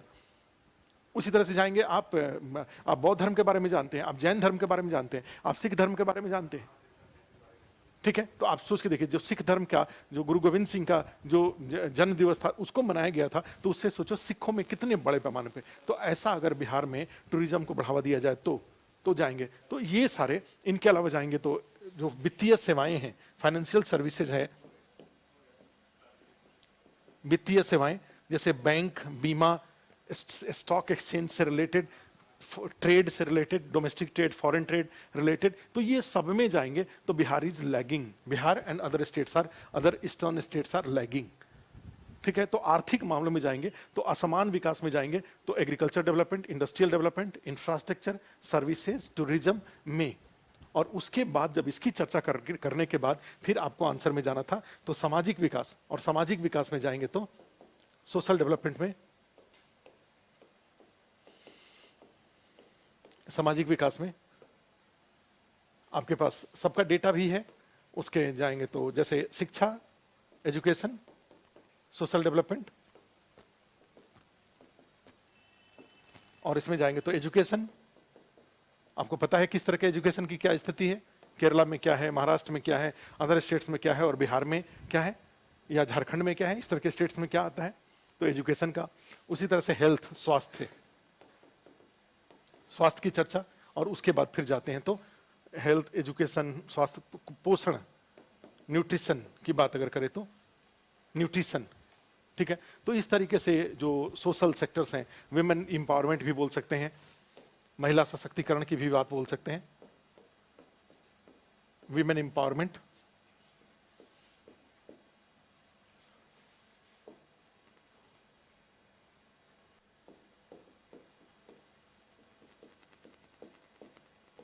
सशक्तिकरण, विमेन एम्पावरमेंट की बात करें, या उसी तरह से कमजोर तबकों का विकास, development of weaker section of society, तबकों का विकास की बात करें तो यहां पर भी हम लोग, यहां पर भी बिहार की बात करें तो बिहार लैग करता है। न्यूट्रिशन के मामले में बिहार लैग करता है। ठीक है, चूंकि सस्टेनेबल डेवलपमेंट गोल में जो सबसे पता चला कि नीचे स्थान पे है, उस तरह से विमेन एम्पावरमेंट भी, जेंडर इक्वालिटी में भी जाएंगे तो बिहार पीछे है। वीकर सेक्शन ऑफ सोसाइटी में भी जाएंगे तो आज भी जातिगत, 30 साल के शासन के बाद भी अभी भी दोनों दल के लोग जातिगत जनगणना की बात कर रहे हैं। ठीक है, सोच के देखो, तो उसमें जाएंगे तो ये इसमें से आता है, महिला सशक्तिकरण, कमजोर तबके, हेल्थ और एजुकेशन, ये सारा का सारा। और ये भी इतने माने इतनी भी समझ एक तरह से होनी चाहिए पॉलिटिक्स, क्योंकि पिछले दिनों में पूरे राज्य में जाएंगे तो हम लोग तो अब ये समझाने लगे हैं बच्चों को, जैसे 67th का जब आप मेंस का फॉर्म भरेंगे तो मुझसे अगर फॉर्म भरते समय पूछेंगे तो आप देखते हैं उसमें श्रेणी लिखना होता है, सामान्य श्रेणी, ओबीसी, ये सब कैटेगरी आपको लिखना होता है। तो हम लोग तो कई बच्चों से ये बोलने लगे हैं कि आप सामान्य श्रेणी को ऑप्ट करिए। क्यों सामान्य श्रेणी को ऑप्ट करिए? कई बार ऐसा हुआ है कि ये जो 27% की अगर बात करें तो ये 27% में कट ऑफ में कंपटीशन ज्यादा हो गया है। और कई बार ऐसा हो रहा है, चाहे झारखंड हो, चाहे बिहार हो, चाहे राजस्थान हो, चाहे उत्तर प्रदेश, कि जो ओबीसी का कट ऑफ है वो जनरल कट ऑफ से अधिक हो जा रहा है। इतना ज्यादा कंपटीशन हो गया है कि, ठीक है। तो कई बार हम लोग ये बताते हैं कि अगर माने आप उसको मत टिक करो, उसको टिक करोगे तो फिर आपका कट ऑफ कहीं अगर 2-3-4 नंबर ज्यादा हो गया, या आप जो अगर अधिक नहीं भी हो रहा है तो देखो 1-2 नंबर का अंतर आ रहा है, इसका मीनिंग क्या हुआ? इसका मतलब क्या हुआ? कंपटीशन बढ़ गया है। और कंपटीशन बढ़ गया, हर बच्चा पढ़ाई कर रहा है, हर बच्चा मेहनत कर रहा है अपने टारगेट को अचीव करने के लिए। जब हर बच्चा टारगेट के लिए मेहनत कर रहा है तो ऑटोमेटिकली, ठीक है, कंपटीशन बढ़ेगा और फिर रिजर्वेशन की उपयोगिता धीरे धीरे क्या हो जाएंगी? खत्म हो जाएंगी। तो अब रिजर्वेशन के जगह पे आप फोकस करके, आप मेहनत करके, अदरवाइज रिजर्वेशन का कई बार दिमाग में रिजर्वेशन का ब्लॉक बन गया, मेहनत एफर्ट थोड़े कम हो गए, अब पता लगा कि दूसरा जो है उसके दिमाग में ये ब्लॉक नहीं बना और वो मेहनत कर लिया, पता चला कि वो निकल गया। तो अब ये रिजर्वेशन वगैरह को दिमाग से हटा करके अब जो सिलेबस के चैलेंजेस हैं उसको अच्छे से पूरा करने की जरूरत है, जिससे कि हम ओपन में ही क्वालिफाई करें, हमें किसी रिजर्वेशन की जरूरत ही नहीं है। ये जो नेताजी हैं उनको आरक्षण की राजनीति करने दिया जाए, ठीक है, इसमें ये आता है। तो खैर, तो इसमें सोच के देखो, तो ये वाला जैसे ये राज्य में क्या है, बिहार में, तो ये क्वेश्चन बीपीएससी में क्वेश्चन ही पूछे हुए हैं कि क्षेत्रीय असमानता, और क्षेत्रीय असमानता के लिए और पॉलिटिकल विलिंगनेस कितना इंपॉर्टेंट है, राजनीतिक इच्छा शक्ति कितनी जरूरी है किसी राज्य के विकास के लिए या देश के विकास के लिए या इवन अपने मंत्रालय के विकास के लिए। नितिन गडकरी ने पूरा रिवोल्यूशनरी चेंज कर लिया नेशनल हाईवे के डेवलपमेंट में। एक नेता के इफेक्टिव होने का ये इंपॉर्टेंस है। आप सोच के देखिए, एक पता चला कि माननीय जो आपके जो हम लोग के मुख्यमंत्री हैं माननीय नीतीश कुमार जी, जब जिद कर लिए कि बिहार में इलेक्ट्रिसिटी हमें अवेलेबल करा देना है, तो आज बिहार में 24/7 इलेक्ट्रिसिटी ऑन डिमांड अवेलेबल है। पॉलिटिकल विलिंगनेस की इतनी भूमिका होती है। तो आप और भी समस्याओं की पहचान करके राज्य में जो भी समस्याएं हैं उसको जिद करके दूर करिए।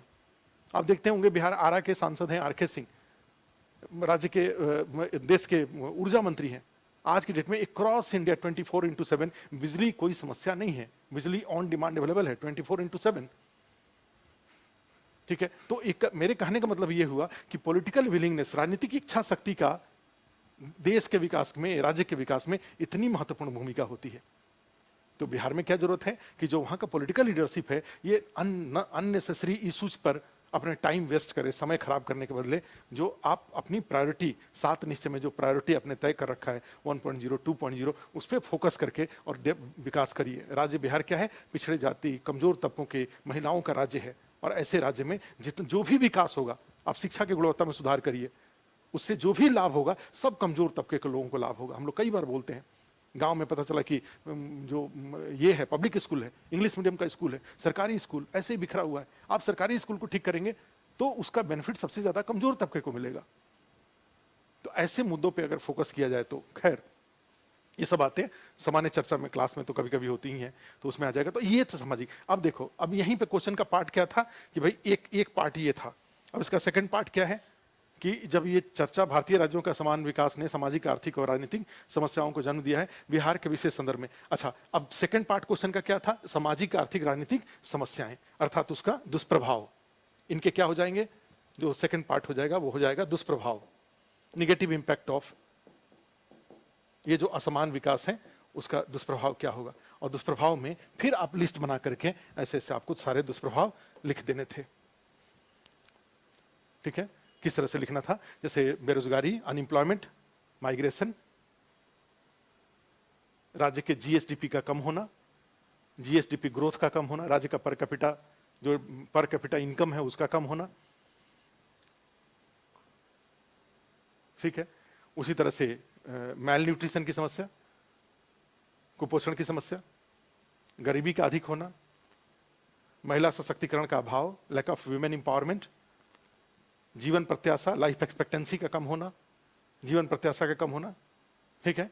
तो ये सारे इसके राजनीतिक में जो क्षेत्रीय तनाव है, राज्यों के बीच तनाव, जो माइग्रेंट्स हैं, जो पिछड़े राज्यों से, बिहार जैसे राज्यों से जो माइग्रेंट्स जो दूसरे राज्यों में गए हुए हैं, उनके साथ दुर्व्यवहार, इस तरह के राजनीतिक, ठीक है, नक्सलिज्म, नक्सली समस्याएं, तो ये सारे इसके दुष्प्रभाव हो जाएंगे। और फिर उसके बाद वे फॉरवर्ड में, ठीक है, केंद्र सरकार एवं राज्य सरकार द्वारा समावेशी विकास के माध्यम से through views of inclusive growth, समावेशी विकास, फाइनेंशियल इंक्लूजन, डिजिटल डेवलपमेंट, ये सारे के माध्यम, सुशासन, ई गवर्नेंस के माध्यम से या कृषि सुधारों के माध्यम से, ठीक है, विभिन्न प्रकार के उपाय लिखना है, agriculture development, make in India, उस तरह से आप इंक्लूसिव ग्रोथ, फाइनेंशियल इंक्लूजन, ये सब के माध्यम से पिछड़े राज्यों को भी विकास की प्रक्रिया में शामिल करने की कोशिश की जा रही है राज्य सरकार के द्वारा। उसी में लिखना था बिहार सरकार के द्वारा राज्य के विकास के लिए, by Bihar government to develop state 7 निश्चय 1.0, वर्तमान में 7 निश्चय 2.0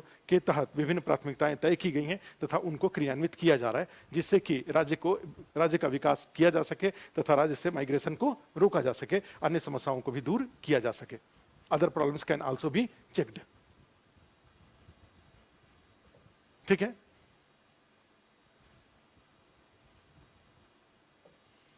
ठीक है, बताता हूं, अभी बताता हूं, ठीक है। तो ये क्वेश्चन को पहले देख लो, ये स्ट्रेटजी की भी चर्चा करता हूं कि अभी मेंस पे फोकस करें कि पीटी पे फोकस करें, आते हैं उसमें, लेकिन अभी पहले पेपर को देख लो। तो इसमें ये आया समझ में, तो क्वेश्चन नंबर 3 हुआ, और फिर आ जाता है, देख जाए भारतीय राज्यों का समान विकास, पॉलिटी का क्वेश्चन था ये। और उसके बाद भारत की संसद राष्ट्रीय एकीकरण के एक प्रभावी मंच है, विवेचना करिए, the parliament of India is an effective forum of national integration, ठीक है। तो इसमें देखो कैसे इस क्वेश्चन को कैसे अप्रोच करना था, जिन्होंने एग्जाम दिया है उनके लिए बता रहा हूं।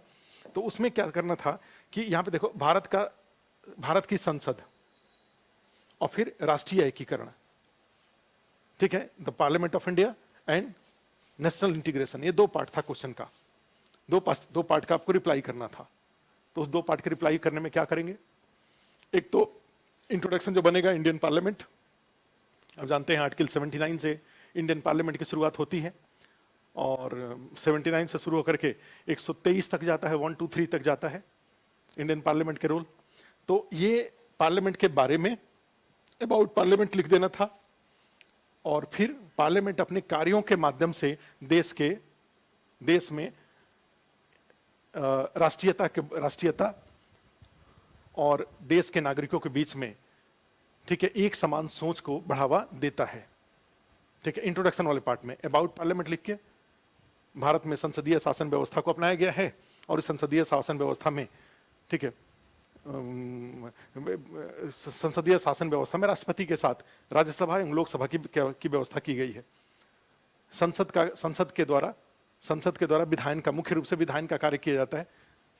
The parliament is mainly working for legislation का कार्य किया जाता है, और उसके बाद फिर उसी में, ठीक है, और इस विधायन की प्रक्रिया से through this legislative right of legislation, ठीक है, national parliament is promoting national integration in India, ये एक इंट्रोडक्शन बन जाना था। और उसके बाद भारत में आकर के भारतीय जो पार्लियामेंट ऑफ इंडिया, उसको लिख करके उसके 3 पैर बना देने थे, कौन कौन से, प्रेसिडेंट, राज्यसभा, लोकसभा, ठीक है। और उसके बाद इसमें था कि इनके जो कार्य हैं, जो संसद के, इनके ये लिख करके इनके बारे में, राज्यसभा के बारे में कुछ कुछ बातें, लोकसभा के बारे में कुछ कुछ बातों को लिख देना था, उनका इंट्रोडक्टरी जो बेसिक उनका इंट्रोडक्शन है उसको लिख देना था। और उसके बाद फिर नीचे कि संसद के कार्य लिख देने थे, और कार्य संसद का लिखने के बाद किस तरह से उनका लेजिस्लेशन का जो प्रोसीजर है, विधायन की प्रक्रिया, कौन कौन संसद द्वारा कार्य किए जाते हैं, वो जो संसद के कार्य हैं, उन्हीं कार्यों से किस तरह से नेशनल इंटीग्रेशन को बढ़ावा मिलता है, इसकी चर्चा कर देनी थी। संसद का हर एक कार्य किस तरह से किसी के नेशनल इंटीग्रेशन को, देश के सभी जो भी सांसद, देश के विभिन्न भागों से चुने हुए जो सांसद हैं, उनको लेजिस्लेशन में समान उनकी भागीदारी है, और भी जो उनके कार्य होते हैं संसद के, उसको लिख लेना था, तो आपका हो जाएगा इसमें। तो ये क्वेश्चन एक था, माने संसद के कार्य और कार्यों से इंटीग्रेशन को बढ़ावा। कथा कहानी लिखने से इसमें मार्क्स नहीं मिलना था। संसद का कार्य, भारतीय संसद और उसके कार्य, ठीक है, ये जानकारी होंगी तो इंटीग्रेशन वाला क्वेश्चन आप क्रिएट कर लेंगे। लेकिन भारतीय संसद के बारे में और उसके कार्य की जानकारी अगर नहीं होगी तो इंटीग्रेशन फिर किसके माध्यम से इंटीग्रेशन कराएंगे। कथा कहानी लिखने से क्वेश्चन 400, 350, 400 वर्ड नहीं बन पाएगा। लेकिन वहीं पे अगर मान लीजिए भारतीय संसद का प्रारूप और संसद के कार्य और उसमें इंटीग्रेशन को अगर क्रिएट करने की कोशिश करेंगे तो बेस्ट आंसर निकल जाता और इसमें आपको काफ़ी अच्छा मार्क्स मिल जाता। ठीक है, ध्यान रखिए। तो ये आपका एक 4 नंबर क्वेश्चन था। अब आ जाइए सेक्शन 2 पे, खंड 2। और खंड 2 में जाएंगे तो आप देखिए 4 कितने क्वेश्चन हैं, 5, 6, 7 और 8, टोटल 8 क्वेश्चन। टोटल इसमें भी 4 क्वेश्चन हैं, इसमें भी टोटल 4 क्वेश्चन थे। 4 में से 3 लिखना था। और ऑफिशियली देखो एक नेचर जो चेंज पिछले दिनों में लगातार दिख रहा है, जिसके पास भी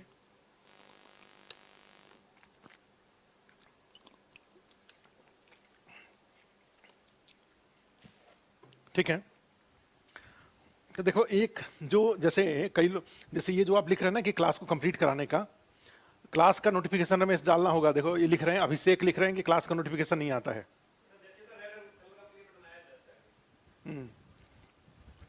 तो अब इसमें देखो क्या है, ये क्लास मेंस वाली क्लास के बारे में एक और बात है, देखो ध्यान रखो। जैसे हिस्ट्री का है, ज्योग्राफी का है, तो अभी 15 दिन पहले माने 17-18 तारीख को जुलाई को बीपीएससी 66 के लिए जो इंडियन ज्योग्राफी वाला पार्ट है वो सुबोध मिश्रा सर ने कंप्लीट कराया है हिंदी और इंग्लिश में। तो अभी कंप्लीट हुआ है। तो आप क्या करेंगे, जो ऐप पर आस्था इसका जो ऐप है, चाहे जो मोबीसाला ऐप है, उसके ऊपर आप क्या करेंगे, वो टाइल्स को ओपन करवा लेंगे। ठीक है, इंडियन ज्योग्राफी वाला तो अभी 15 दिन पहले ही तो हुआ है, तो ज्योग्राफी आपका कंप्लीट हो जाएगा। उसी तरह से क्या करेंगे, कोई जैसे उसका है, हिस्ट्री का है, हिस्ट्री में बहुत चेंज नहीं होता है, आगे फिर दोबारा करिएगा क्लास। लेकिन आप चाहें तो हिस्ट्री का क्लास वहां पे अपने ऐप पर, जहां भी आप हैं वहां पे ऐप पर उसको ओपन करवा लीजिए और ओपन करवा के क्या करिए, वहां पे उसको देख लीजिए। तो 2 सेक्शन आपका, ये जो इकोनॉमी का क्लास हम करा रहे हैं उसके साथ साथ 2 सेक्शन और आपका कंप्लीट हो जाएगा। तो उसके बाद फिर क्या रह जाएगा, साइंस टेक्नोलॉजी और डीआई। डीआई भी चेंज नहीं होता है, डीआई वाला विंडो को भी ओपन करा लीजिए, उस पर वो भी चेंज नहीं होगा, सब एक ही होता है। तो उससे क्या हो जाएगा, 3 सेक्शन उधर से कंप्लीट हो जाएगा और पता चला कि इधर से साइंस टेक्नोलॉजी और इकोनॉमी हम कंप्लीट करा रहे हैं। और साइंस टेक्नोलॉजी इकोनॉमी कंप्लीट होते होते जैसे ही हमारा ये दोनों सेक्शन कंप्लीट होगा, उसके बाद फिर दूसरे तीसरे सर आ जाएंगे, अपने आते जाएंगे। लेकिन उसके पहले आपका ऑलरेडी क्लास कंप्लीट हुआ रहेगा, ज्योग्राफी वाला और उसका हिस्ट्री का और डेटा इंटरप्रेशन का, जो कि चेंज नहीं होता है। तो आप जब जो एडमिशन अगर लेते हैं या आप अगर कोचिंग से जुड़े हुए हैं, ऑलरेडी जुड़े हुए हैं, तो आप उसको ओपन करवा लीजिए, उस टाइल्स को अपने मोबाइल पे, जो ऐप पर अपना ये ज्योग्राफी का और डेटा इंटरप्रेशन का और हिस्ट्री का ये क्लास को ओपन करा लीजिए और प्लस साथ में इकोनॉमी। तो 4 सेक्शन एक साथ रहेगा आपके पास। आप जब जितना आपको टाइम मिले आप इसको कंप्लीट कर लीजिए। जब तक 67 का नोटिफिकेशन नहीं आता है तब तक मेंस के ये 4 सेक्शन को कम से कम कंप्लीट करके रखिए। करंट अफेयर्स और साइंस टेक्नोलॉजी ये उसके बाद हो जाएगा और आ जाता है तो बहुत अच्छी नोटिफिकेशन आ जाता है। तो बताता हूं कैसे स्ट्रेटजी, क्या स्ट्रेटजी होगा उसको कल बता देंगे, आज तो पहले इसको कंप्लीट कर लो, ठीक है। अब उसमें जो भी जहां समस्या है सब समस्या को दूर करेंगे, कोई समस्या, अब चूंकि व्यवहारिक थोड़ी दिक्कतें हो जाती है, 5-5 महीने देखो लगातार क्लास चलता है और लगातार क्लास होने के बाद भी कुछ कमियां कहीं रह जाती हैं तो उसको फिर आदमी दूर करता है उसको, ठीक है। लेकिन हाँ, आपके साथ भी अब ये भी बात हमेशा व्यवहारिक रूप से ध्यान रखिए कि आप 2 घंटे के लिए हम लोगों के साथ जुड़ते हैं, बाकी टाइम अपने साथ रहते हैं, ठीक है। आपको भी सब ये सिलेबस बार बार डिस्कस करने का उद्देश्य यही रहता है कि आप भी सेल्फ स्टडी में कुछ चीज़ों को पढ़ते रहिए, एकदम 100% कोचिंग पे डिपेंड मत रहिए। कई बार मान लीजिए टीचर के नज़र से कुछ छूट गया तो आप अपने नज़र से, अगर चूंकि मेजोरिटी ऑफ टाइम आप अपने साथ हैं तो उसमें, और सिलेबस हम लोगों ने डिस्कस किया ही हुआ है, सोर्स बताया हुआ है, तो कुछ अपनी तरफ से भी थोड़ा बहुत देखते रहना चाहिए। हम लोग कोचिंग के माध्यम से तो कोशिश करते ही हैं कि हमें भी तो बहुत अच्छा लगता है जब हम लोग पढ़ाएं और सारा का सारा वो एग्जाम हॉल में आ जाए, ये तो बहुत अच्छा लगता है। लेकिन फिर भी कुछ चीज़ें रह जाती हैं तो उसको आपको भी सेल्फ स्टडी करते रहना चाहिए। अब ये देखो एक नया ट्रेंड आया है और ये नया ट्रेंड में इस बार ये था कि जो अच्छा भी है, चूंकि बिहार में ये देखने को मिला कि बहुत सारे दूसरे स्टेट से लोग बिहार में जाने लगे थे।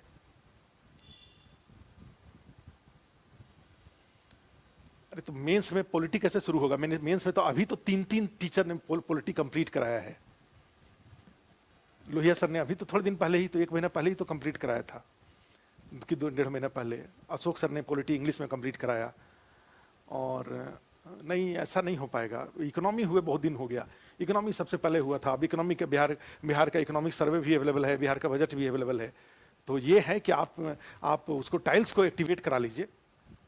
आप अपने जो भी आपके पास ऐप अवेलेबल है उस ऐप पर आप पॉलिटी ओपन करवा लीजिए। 3-3, 4-4 वीडियो उसका पड़ा हो, 3-3, 4-4 लोगों का वीडियो उस पर अवेलेबल है, उसको ओपन करा लीजिए। 4 टीचर का वीडियो अवेलेबल है, 2 लोगों का हिंदी में, 2 लोगों का इंग्लिश में, तो आप उसको ओपन करा के सब देखिए उसको। लेकिन अभी पॉलिटिक्स शुरू होगा, पॉलिटिक्स शुरू होगा, 4-6 लोग जो सुझाव दे रहे हैं शिवम, तो वही पता चला कि वही क्लास में केवल बैठे रहेंगे, देखते रहेंगे, बाकी सब लोग तो निकल के चले जाएंगे।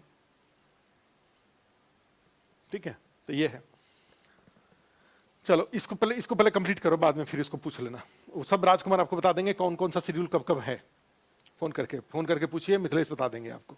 इसमें देखो क्या है, जैसे ये क्वेश्चन को देखो, in economic survey of Bihar government for 2019-20, it has been mentioned that Bihar has registered higher growth rate than the growth rate of India in the last 3 years. Which sector of economy have contributed to the progress? ठीक है, question है। बिहार सरकार के 2019-20 के आर्थिक सर्वेक्षण में यह कहा गया है कि गत 3 वर्षों में बिहार का विकास दर भारत के विकास दर से अधिक रही है। अर्थव्यवस्था के किन क्षेत्रों ने इस प्रगति में योगदान किया है? Which sectors of economy have contributed? ठीक है, तो इसमें जो ये बिहार, अब यहां पे 2 बात है। अगर इसका डेटा याद रहता तो डेटा याद रहने से काम थोड़े आसान हो जाने थे। ठीक है, कि बिहार का जीएसडीपी ग्रोथ रेट कितना रहा पिछले दिनों में, और सेंट्रल उसके करस्पॉन्डेंस में सेंट्रल गवर्नमेंट का जो जीएसडीपी ग्रोथ था वो कितना था। ठीक है, और ये बिहार के इकोनॉमिक सर्वे का जो पहला ही चैप्टर था, उस पहले चैप्टर में था। ये पहले ही चैप्टर में दो बिहार इकोनॉमी एंड ओवरव्यू वाला जो होता है, हर इकोनॉमिक सर्वे का जो पहला चैप्टर होता है उसमें इसका रहता है। और उसमें फिर जो क्वेश्चन का नेचर था, नेचर समझा दे रहा हूं, बाकी तो उसको देख लीजिएगा, उसमें हो जाएगा। जो जिसके पास भी फैक्ट होगा, तो फैक्ट प्लस कंसेप्ट में इसमें कुछ ऐसे डिफिकल्ट क्वेश्चन ये नहीं था जिसके लिए कोई बहुत ज़्यादा परेशानी थी इसमें। इस क्वेश्चन की बात अगर करें तो कि बिहार का इकोनॉमिक सर्वे का रेफरेंस लिया है, आर्थिक समीक्षा,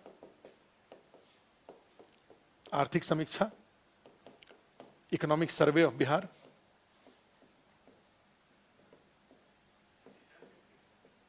सर्वे ऑफ 2019-20 की बात किया है। और उसमें उसने ये बताया है कि बिहार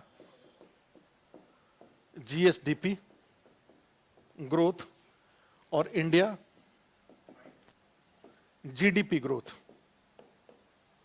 ठीक है, तो यहां पे ये है कि पिछले 3 सालों में जो यहां का जीएसडीपी है, वो यहां के 3 सालों में जो जीएसडीपी है उससे, जो राज्य का है वो जीएसडीपी ग्रोथ स्टेट के जीएसडीपी ग्रोथ से ज्यादा रहा।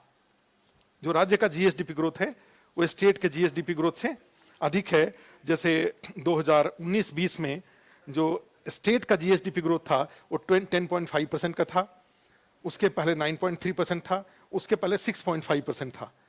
और सेंट्रल में जाएंगे तो 4.2, 6.8 और 7.2% था जीडीपी जीएसडीपी ग्रोथ। जब आप पीटी की तैयारी करते हैं तब भी ये फैक्ट आता है, अदरवाइज इकोनॉमिक सर्वे और बजट का हम लोग क्लास करते हैं तब भी ये टॉपिक तब भी आता है ये। ठीक है, तो उसमें जाएंगे तो क्या 2020-21 का नहीं पूछा है, जो 2020-21 के इकोनॉमिक सर्वे के बेस पे नहीं पूछा है, 2019-20 के इकोनॉमिक सर्वे के बेस पे पूछा है। और वहां पे ये जाएंगे तो ये 10.5%, ठीक है, 9.3% और 6.5%। पीटी में जीडीपी जीएसडीपी का साइज कितना है, ग्रोथ कितना है, फिजिकल डेफिसिट कितना है, ये सब बजट में होता है। उसके बाद जाएंगे तो इंडिया जीडीपी में जाएंगे तो यहां पे 4.2, 6.8, 4.2, 6.8, 8%, और फिर एक और होता है 7.2%, 7.2%। तो इसमें जाएंगे तो देखेंगे कि ये सारा तीनों साल में देखेंगे तो अगर मान लो पीटी में ये फैक्ट याद था, इकोनॉमिक सर्वे और बजट जो हुआ उसमें ये सब याद हैं, हमने सारे में जितने भी व्हाट्सएप ग्रुप था सब में इकोनॉमी का, बिहार का इकोनॉमी का बजट और इकोनॉमिक सर्वे का जो इकोनॉमी का यहाँ का प्रिंटेड नोट्स था, इंग्लिश मीडियम हिंदी मीडियम में शुरू के चैप्टर में 6-7 चैप्टर में ये सारा फैक्ट डाल करके सारे व्हाट्सएप ग्रुप में डाल रखा है। ठीक है, 66 का जब पीटी का क्लास था उसमें सारे नोट्स को डाल रखा था। ठीक है, ये 3 फैक्ट की जरूरत थी। अगर मान लो फिर भी 1 मिनट के लिए मान लीजिए अगर आपको फैक्ट नहीं याद था तो ये तो था ना, क्योंकि उसमें बोल भी नहीं रखा पिछले 3 सालों में।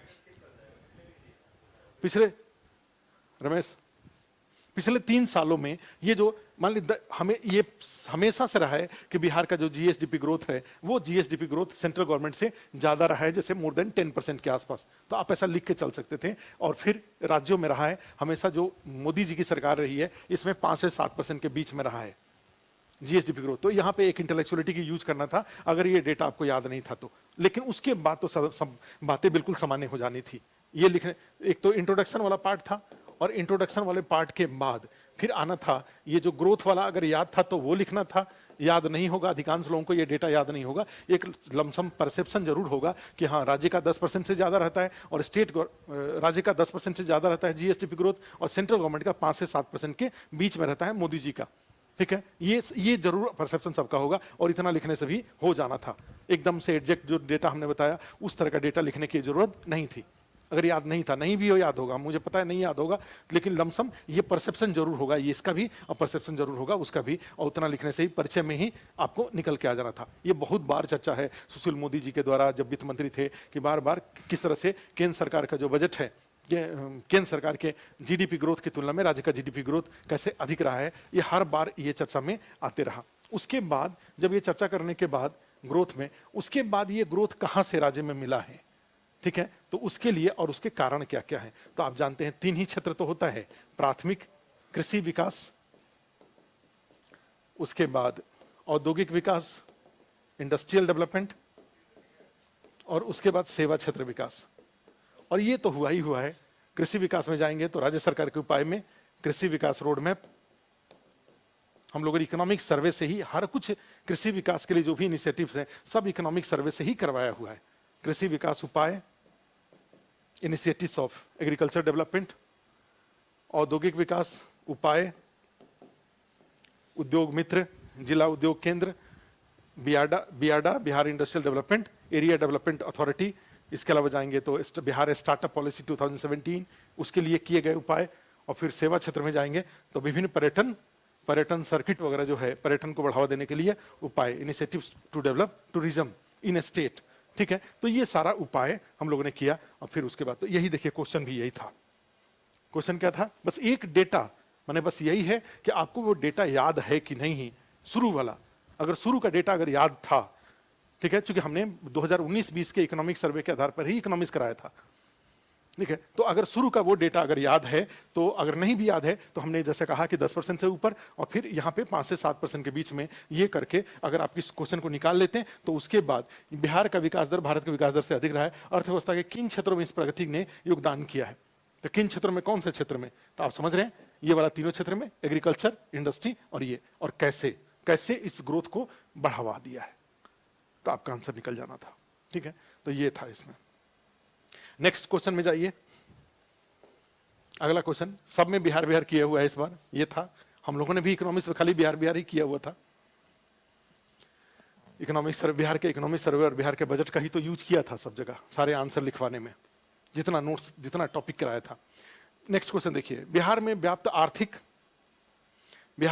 आर्थिक एवं सामाजिक विषमताओं के मुख्य कारण क्या हैं? सरकार द्वारा इन असमानताओं को कम करने के लिए उठाए गए कदमों के आलोचनात्मक मूल्यांकन कीजिए। What are the main causes of disparity in economic and social development prevalent in Bihar? Critically evaluate the measure taken by the government to reduce this inequalities. Bihar में व्याप्त आर्थिक सामाजिक विषमताओं के मुख्य कारण क्या हैं सरकार द्वारा? तो अब ये एक बात नहीं देख रहे हो इसमें कि पॉलिटी वाले में भी वही बिहार का पिछड़ापन पर फोकस था, रेफरेंस ऑफ बिहार ही था, माने कहा जाए असमान विकास बिहार के संदर्भ में, तो उसी तरह से यहां पर भी बिहार में आर्थिक सामाजिक विषमताओं के मुख्य कारण क्या है? ठीक है, तो क्वेश्चन पूछ रहा है what are the main reason behind socio economic backwardness of Bihar, और उसके बाद सरकार द्वारा इन असमानताओं को दूर करने के लिए क्या उपाय किए जा रहे हैं। ठीक है, क्रिटिकली एनालाइज करना था, अर्थात बाद में उसके लिमिटेशंस भी लिखने थे। तो क्वेश्चन में क्या हो जाना था इसमें, बिहार से संबंधित कुछ फैक्ट, इस क्वेश्चन की अगर बात करें तो बिहार पिछड़ापन वर्तमान स्थिति, ठीक है, प्रेजेंट सिचुएशन बैकवर्डनेस का ये लिख देना था। और उस वर्तमान स्थिति में जाएंगे, पिछड़ापन वाले में जाएंगे तो इसमें क्या क्या लिखना था, आर्थिक भी, इकोनॉमिक, और आर्थिक वाले में जाएंगे तो फिर लाइन से हो जाता है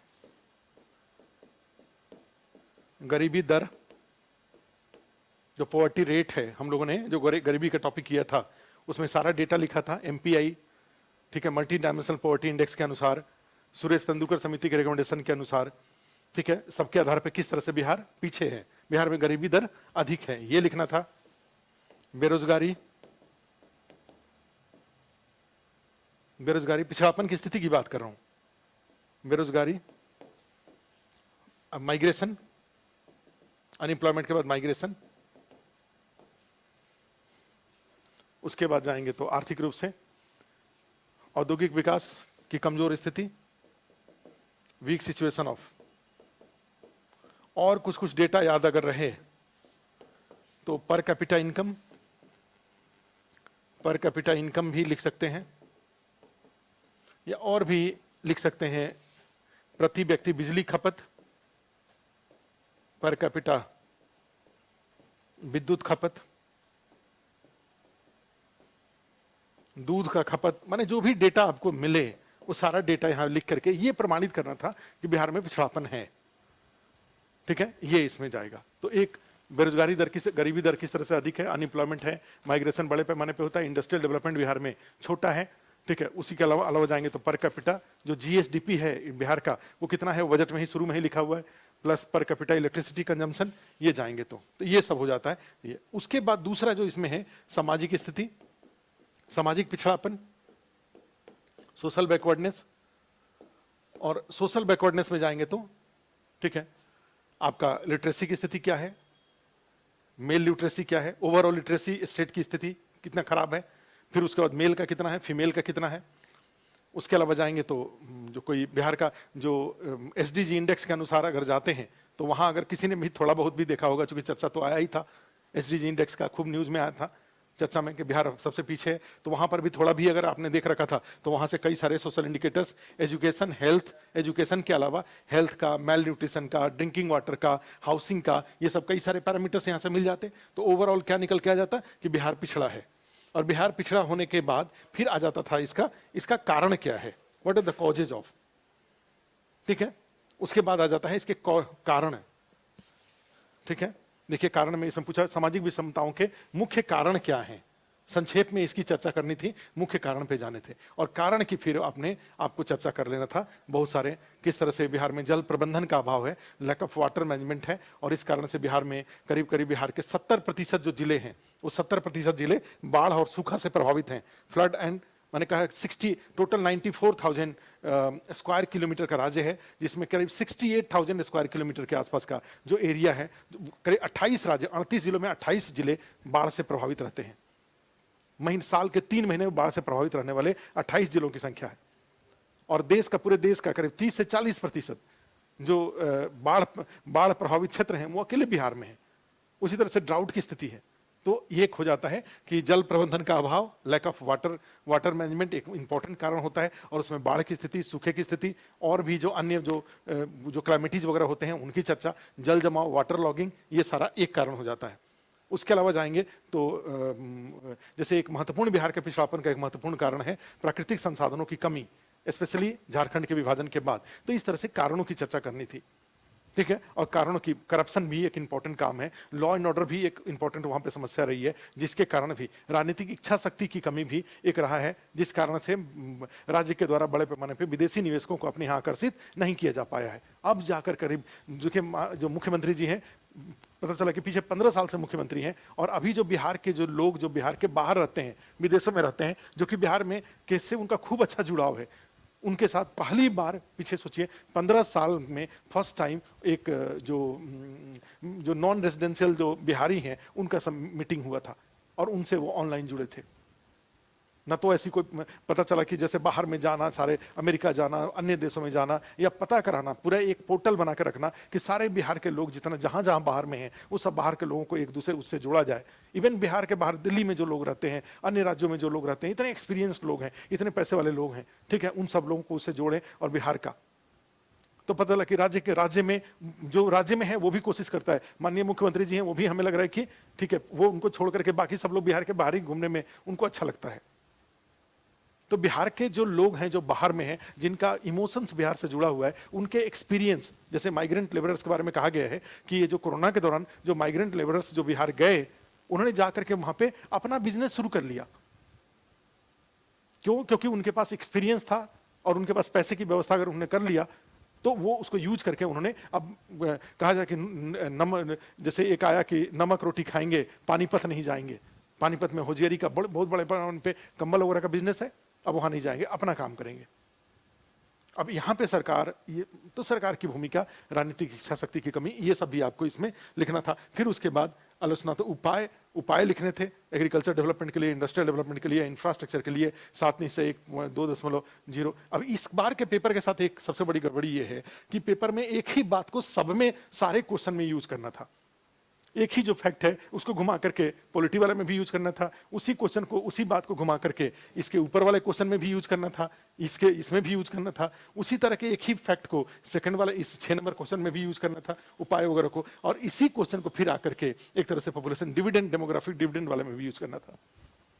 यहां भी वही क्वेश्चन था, ठीक है। और इसमें देखिए क्वेश्चन नंबर 7 में, क्वेश्चन नंबर 7 में what do you understand by demographic dividend, सीधा क्लास में था, क्लास में हम लोगों ने कराया हुआ है और बार बार क्लास में कराया हुआ है कि Bihar will have opportunity to, कहा हमने बहुत बार, इसका डेटा भी दिया हुआ है कि किस तरह से बिहार में जो औसत उम्र है वो 18.5 ईयर्स है, जबकि उसका जो उत्तर प्रदेश है वो 20 ईयर्स के आसपास है। तो उसमें क्या होता है कि बाकी राज्य, जब पूरा विश्व बूढ़ा हो जाएगा तो इंडिया नौजवान रहेगा, और जब पूरे इंडिया के अन्य राज्य, दक्षिण के राज्य और पश्चिम के राज्य जब बूढ़े हो जाएंगे तो बिहार और यूपी नौजवान रहेगा। और इस सेंस में हमने ये पूरे टॉपिक को खूब अच्छे से कराया है, इसको रिपीट करने की जरूरत नहीं है, हमने क्लास में कराया है, सीधे क्वेश्चन में है, सब लोग इसको जानते भी हैं कि जनअंकीय लाभांश से आप क्या समझते हैं, what do you mean by जनअंकीय लाभांश होता है, ठीक है, इसका परिभाषा लिखना था। रिपोर्ट के अनुसार भारत में विशेष रूप से बिहार इसके लाभ उठाने के अवसर किस समय तक प्राप्त होंगे, ठीक है। आप जानते हैं कि 2001 में यूएनएफपीए की रिपोर्ट के अनुसार 2001 से India reached in the phase of, और हमने इसका डायग्राम भी बनाया हुआ है, डायग्राम बना के समझाया हुआ है। जैसे ऐसे जो डायग्राम बनाते थे, लालू जी का एग्जाम्पल ले करके इस टॉपिक को हमने खूब अच्छे से समझाया था। जैसे मान लीजिए पहले डेमोग्राफिक डिविडेंड वाला फेज यही होता है, 1, 2 और 3। 1 नंबर बच्चे होते हैं, 2 नंबर नौजवान होते हैं, 3 नंबर बूढ़े होते हैं। तो इसमें जब 2 इज मोर देन 1 + 3 हो जाता है, 1 + 3 हो जाता है, तो यही डेमोग्राफिक डिविडेंड का फेज है ये। और उसमें इंडिया के जो मेजॉरिटी ऑफ स्टेट है, साउथ और वेस्टर्न स्टेट्स हैं, वो इस 2 नंबर में जा चुके हैं, बिहार इसमें इंटर कर रहा है। और इसी का परिणाम है कि हमने क्लास में भी बताया है कि बिहार में अब जाके engineering college, medical college, MBA college, B Ed college अब जाके खुल रहा है, जब पूरे देश में ये बंद हो रहा है। क्यों? क्योंकि बिहार की जनसंख्या अब उस स्टेज में पहुंच रही है, ठीक है। अदरवाइज जो पहले कुछ लोग पहुंचे थे वो अदर स्टेट्स में जाकर के इंजीनियरिंग, प्राइवेट इंजीनियरिंग कॉलेज में, MBA कॉलेज में या बाकी जगह टेक्निकल डिग्री उन्होंने लिया और पॉपुलेशन डिविडेंड का लाभ ले रहे हैं। लेकिन जो मास जो पॉपुलेशन है बिहार में, जो गाँव में रहती है, 88% लोग गाँव में रहते हैं, वो गांव में रहने वाले जो लोग थे वो अधिकांश अब जाके नौजवान हो रहे हैं, और नौजवान हो रहे हैं तो उनको अब प्राइमरी स्कूल की जरूरत नहीं है, उनको अब इस तरह के स्कूल की, यहाँ पे जो हायर एजुकेशन, जिसको इंजीनियरिंग कॉलेज, टेक्निकल एजुकेशन कहा जाता है। और इसलिए आप जानते हैं कि बिहार के सारे जिलों में engineering college, polytechnic college, ITI college, बाकी कॉलेजेस, मेडिकल कॉलेज खोले जा रहे हैं, ठीक है। तो ये समय के अनुसार ही हो रहा है। ये क्वेश्चन था एक। उसके बाद जाएंगे तो मानव विकास मापने के कैसे किया जाता है। आप जानते हैं ह्यूमन डेवलपमेंट 3 आधार पे मापा जाता है। ये क्वेश्चन को मिक्स किया था इसने, क्वेश्चन को थोड़ा सा और एक्स्ट्राऑर्डिनरी बनाने के लिए एक तरह से मिक्सअप किया गया। अदरवाइज बिहार को एक विकसित राज्य बनाने के लिए, ठीक है, बनाने के लिए बिहार सरकार की 7 प्रतिबद्धताएं क्या है, इन लक्ष्यों को प्राप्त करने के लिए ये क्वेश्चन होता तो ज्यादा अच्छा क्वेश्चन था। लेकिन ऐसा उन्होंने नहीं किया, मिक्सअप किया, कोई दिक्कत नहीं था। मानव विकास को मापने के कैसे, ह्यूमन डेवलपमेंट मेजर। तो ह्यूमन डेवलपमेंट आप जानते हैं 3 होते हैं, पर कैपिटा इनकम होता है, लिटरेसी होता है, विशेषकर महिला साक्षरता, और तीसरा होता है जीवन प्रत्याशा, life expectancy. Literacy and per capita income. Per capita income मतलब आर्थिक विकास, लिटरेसी मतलब सामाजिक, और जीवन प्रत्याशा में सारा कुछ आ जाता है, फूड से लेकर के, हाइजीन से लेकर के, हेल्थ वगैरह से लेकर के जीवन प्रत्याशा में आता है। लाइफ एक्सपेक्टेंसी में जब जन्म के समय व्यक्ति की संभावित उम्र, तो जब आप खान पान, हेल्थ, हाइजीन ये सबको सुधारेंगे, वैक्सीनेशन वगैरह, तब जाके जीवन प्रत्याशा बढ़ता है। और ये तब बढ़ता है जब राज्य विकसित होता है। ठीक है, तो उसी में आता है कि हाउ मेनी डेवलप मेजर्ड, ये हो गया, and what are the 7 commitments राज्य सरकार के। 7 नीचे 1.0, 2.0 की चर्चा करनी थी, मुख्य रूप से 1.0 की चर्चा करके आपको, लेकिन 2.0 का भी रेफरेंस लेना था। और फिर उसी में देखिए क्या है कि achieving these goals, explain schemes of the government for achieving these goals. तो 7 गोल हैं, अब बार बार याद करते थे, हर आदमी को बताया गया है याद करने के लिए। डायग्राम हम लोगों ने यहाँ पे ले करके सब देखा हुआ है, एक डायग्राम का एनालिसिस किया हुआ है, तो उसको लागू करने के लिए किस तरह से उपाय किए गए हैं, तो इसकी चर्चा करनी थी। ठीक है, तो 7 निश्चय बिहार के विकास के लिए भी, यहाँ इस वाले क्वेश्चन में भी, जनंकीय लाभांश वाले में भी 7 निश्चय आना था। ठीक है, यहाँ पे जाएंगे, इस बिहार में व्याप्त आर्थिक असमानताओं को कम करने को उठाए गए कदमों की सरकार द्वारा, यहाँ भी 7 निश्चय आना था। उसका जो पॉलिटी वाला क्वेश्चन था वहाँ पर भी 7 निश्चय आना था।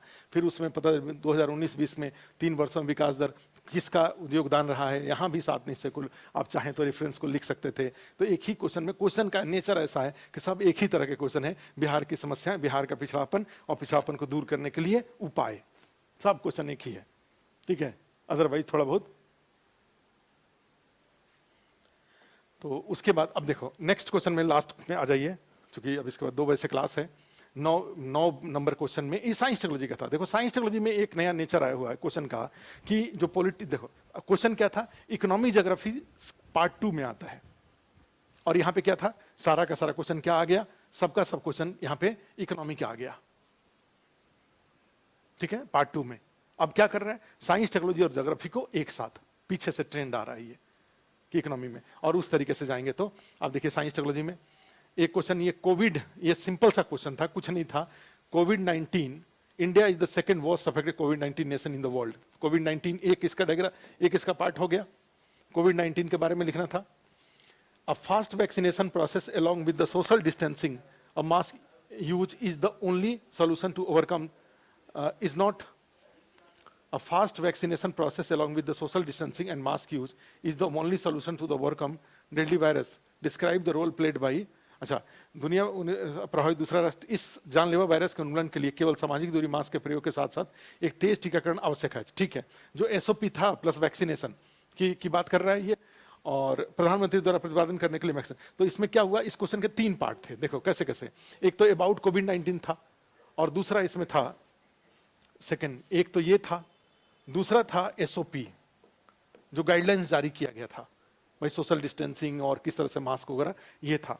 और इसी में एसओपी के साथ साथ था वैक्सीनेशन वाला, कौन सा था, कीपिंग द डेडली वायरस, ये वैक्सीनेशन वाला। ठीक है, ये वैक्सीनेशन टीकाकरण का जो था, इसके बारे में चर्चा ये हो गया, और क्या क्या डेटा यहाँ पे चाहिए। और उसके बाद उसमें क्या किया है, मेक इन इंडिया से जोड़ दिया है, बायोटेक्नोलॉजी वाले में जाएंगे तो मेक इन इंडिया का एक फैक्टर बायोटेक्नोलॉजी होता है, जो प्रायोरिटी सेक्टर है 25, उसमें एक जैव प्रौद्योगिकी है। नहीं भी जानते थे तो कोई बात नहीं, इसमें था मेक इन इंडिया में कैसे टीकों का उत्पादन, टीका उत्पादन, और भारत में आपका ये भी बार बार हम लोगों ने डिस्कशन में रखा हुआ है ये इस टॉपिक को, कि जैसे वैक्सीन प्रोडक्शन, और वैक्सीन प्रोडक्शन में किस तरह से कोविशील्ड और जो कोवैक्सीन है उसका। तो ये क्वेश्चन तीसरा क्या था, एक कोरोना वायरस के बारे में बताना था, उसका स्प्रेड वगैरह के बारे में, उसकी सीरियसनेस के बारे में, और उसके बाद उसका जो बचाव के लिए जो उपाय थे वो, और फिर तीसरा पार्ट में था किस तरह से भारत में वैक्सीन बन रहा है, और वैक्सीन का किस तरह से, ठीक है, कौन कौन सा वैक्सीन और वैक्सीन बनने की प्रक्रिया, और ग्लोबल पर्सपेक्टिव में इसका इंपॉर्टेंस लिख देना था। तो ये क्वेश्चन था कोरोना वायरस और वैक्सीन। और नेक्स्ट इसमें था जो 10 नंबर में था कि at present search of life of another planet has been one of the objective of scientist several nation around the world. देखो इसमें क्वेश्चन क्या था कि जो अंतर्राष्ट्रीय, ये वाला जो पहला वाला पार्ट था इसमें क्वेश्चन में, कि ये जो पूरे विश्व स्तर पे चलाए जा रहे अंतरिक्ष कार्यक्रम कुछ नाम लिखना था, नासा का हो या चाइना का हो, जो भी इसके स्पेस मिशंस हैं, मार्स मिशन चलाया जा रहा है, मून मिशन चलाया जा रहा है, ये जो भी चलाया गया, ठीक है, इसके कुछ एग्जाम्पल लेने थे। और उसके बाद मुख्य रूप से मेन फोकस कहां था, discuss the development of India space research towards this objective particularly in the 21st century. माने 2000 ईस्वी में दूसरे ग्रहों पे भारत के द्वारा भारत के द्वारा इस ऑब्जेक्टिव को प्राप्त करने के लिए उपाय, और इसमें किसको लिखना था? मिशन मून और मिशन मार्स के बारे में लिखना था ये, ठीक है। तो ये आपका आंसर हो जाता और आपके पास था इसका इंफॉर्मेशन। नेक्स्ट, भारत के द्वारा अंतरिक्ष शोध के विकास की विवेचना कीजिए, विशेष रूप से 21वीं सदी भारत के द्वारा अंतरिक्ष शोध के विकास की विवेचना कीजिए। क्वेश्चन में क्या था? Hindi, English translation Hindi. Discuss the development of India in space research towards this objective. Towards this objective बोल रहा है पर्टिकुलरली। यहाँ पे देखिए इसमें इंग्लिश, भारत के द्वारा अंतरिक्ष विषय के विकास की विवेचना 20वीं सदी में इस ध्येय की पूर्ति के लिए कीजिए। हाँ ठीक है, ऑब्जेक्टिव माने जो टेरेस्ट्रियल बॉडीज हैं उस पर जो ह्यूमन हैं उनके खोज के बारे में। तो आप जानते हैं कि मिशन मून में भी मानव मिशन की खोज की गई का प्रयास था, और मिशन मार्स का भी उद्देश्य भारत के द्वारा इस दिशा में जो काम किया जा रहा है, मिशन जो चंद्रयान 3 के बारे में क्या किया जा रहा है, गगनयान के बारे में भी आप थोड़ी बहुत संक्षेप में चर्चा कर सकते थे, लेकिन मुख्य रूप से चर्चा मिशन मून और मिशन मार्स का ही इसमें करना था आपको। और लास्ट क्वेश्चन था डिजास्टर मैनेजमेंट। अच्छा, ये क्वेश्चन था, मेक इन इंडिया कार्यक्रम के अंतर्गत 4 में से 2 लिखने थे। इस सेक्शन में कितना था? 4 क्वेश्चन था, उसमें से आपको 2 लिखने थे क्वेश्चन को। तो 4 में से मेक इन इंडिया कार्यक्रम के अंतर्गत भारत ने अपने सुरक्षा निकायों से आयुधों के इसमें देखो क्या था? इंडिया अगर्ड its defense system through inclusion of variety of arsenals under the Make in India program for its safety and security, justify this statement on the basis of scientific development in the defense technology। ठीक है, make in India कार्यक्रम के अंतर्गत भारत ने अपने सुरक्षा निकाय में सुरक्षा आयुधों उपकरणों को राष्ट्र की सुरक्षा के लिए समाहित कर उसमें वृद्धि की है। इस कथन की पुष्टि के लिए सुरक्षा अभियंत्रण में विज्ञान विकास का इसमें डिफेंस टेक्नोलॉजी का था। ये देखिए, जो मेक इन इंडिया है हम लोगों के पास है नोट्स में, हमारे हम लोगों के इकोनॉमिक्स के नोट्स में देखिए, उसमें है, हमने कराया हुआ है भारत में औद्योगिक विकास के उपाय में। तो मेक इन इंडिया में उसके 4 पिलर्स और 4 पिलर्स के लिए 4 पिलर्स में कौन कौन से, तो नए क्षेत्र, तो 25 टोटल क्षेत्र थे, प्रायोरिटी सेक्टर था, उसमें एक रक्षा उत्पादन भी है। मान लीजिए आपको नहीं याद है, आप क्या करेंगे भाई? मेक इन इंडिया भारत में नए मैन्युफैक्चरिंग को बढ़ावा देना है, तो मैन्युफैक्चरिंग को बढ़ावा देने के लिए क्वेश्चन ही बोल रहा है कि मेक इन इंडिया कार्यक्रम के तहत रक्षा। तो ये तो क्षेत्र हो गया ना कि ये 25 क्षेत्र में रक्षा होगा।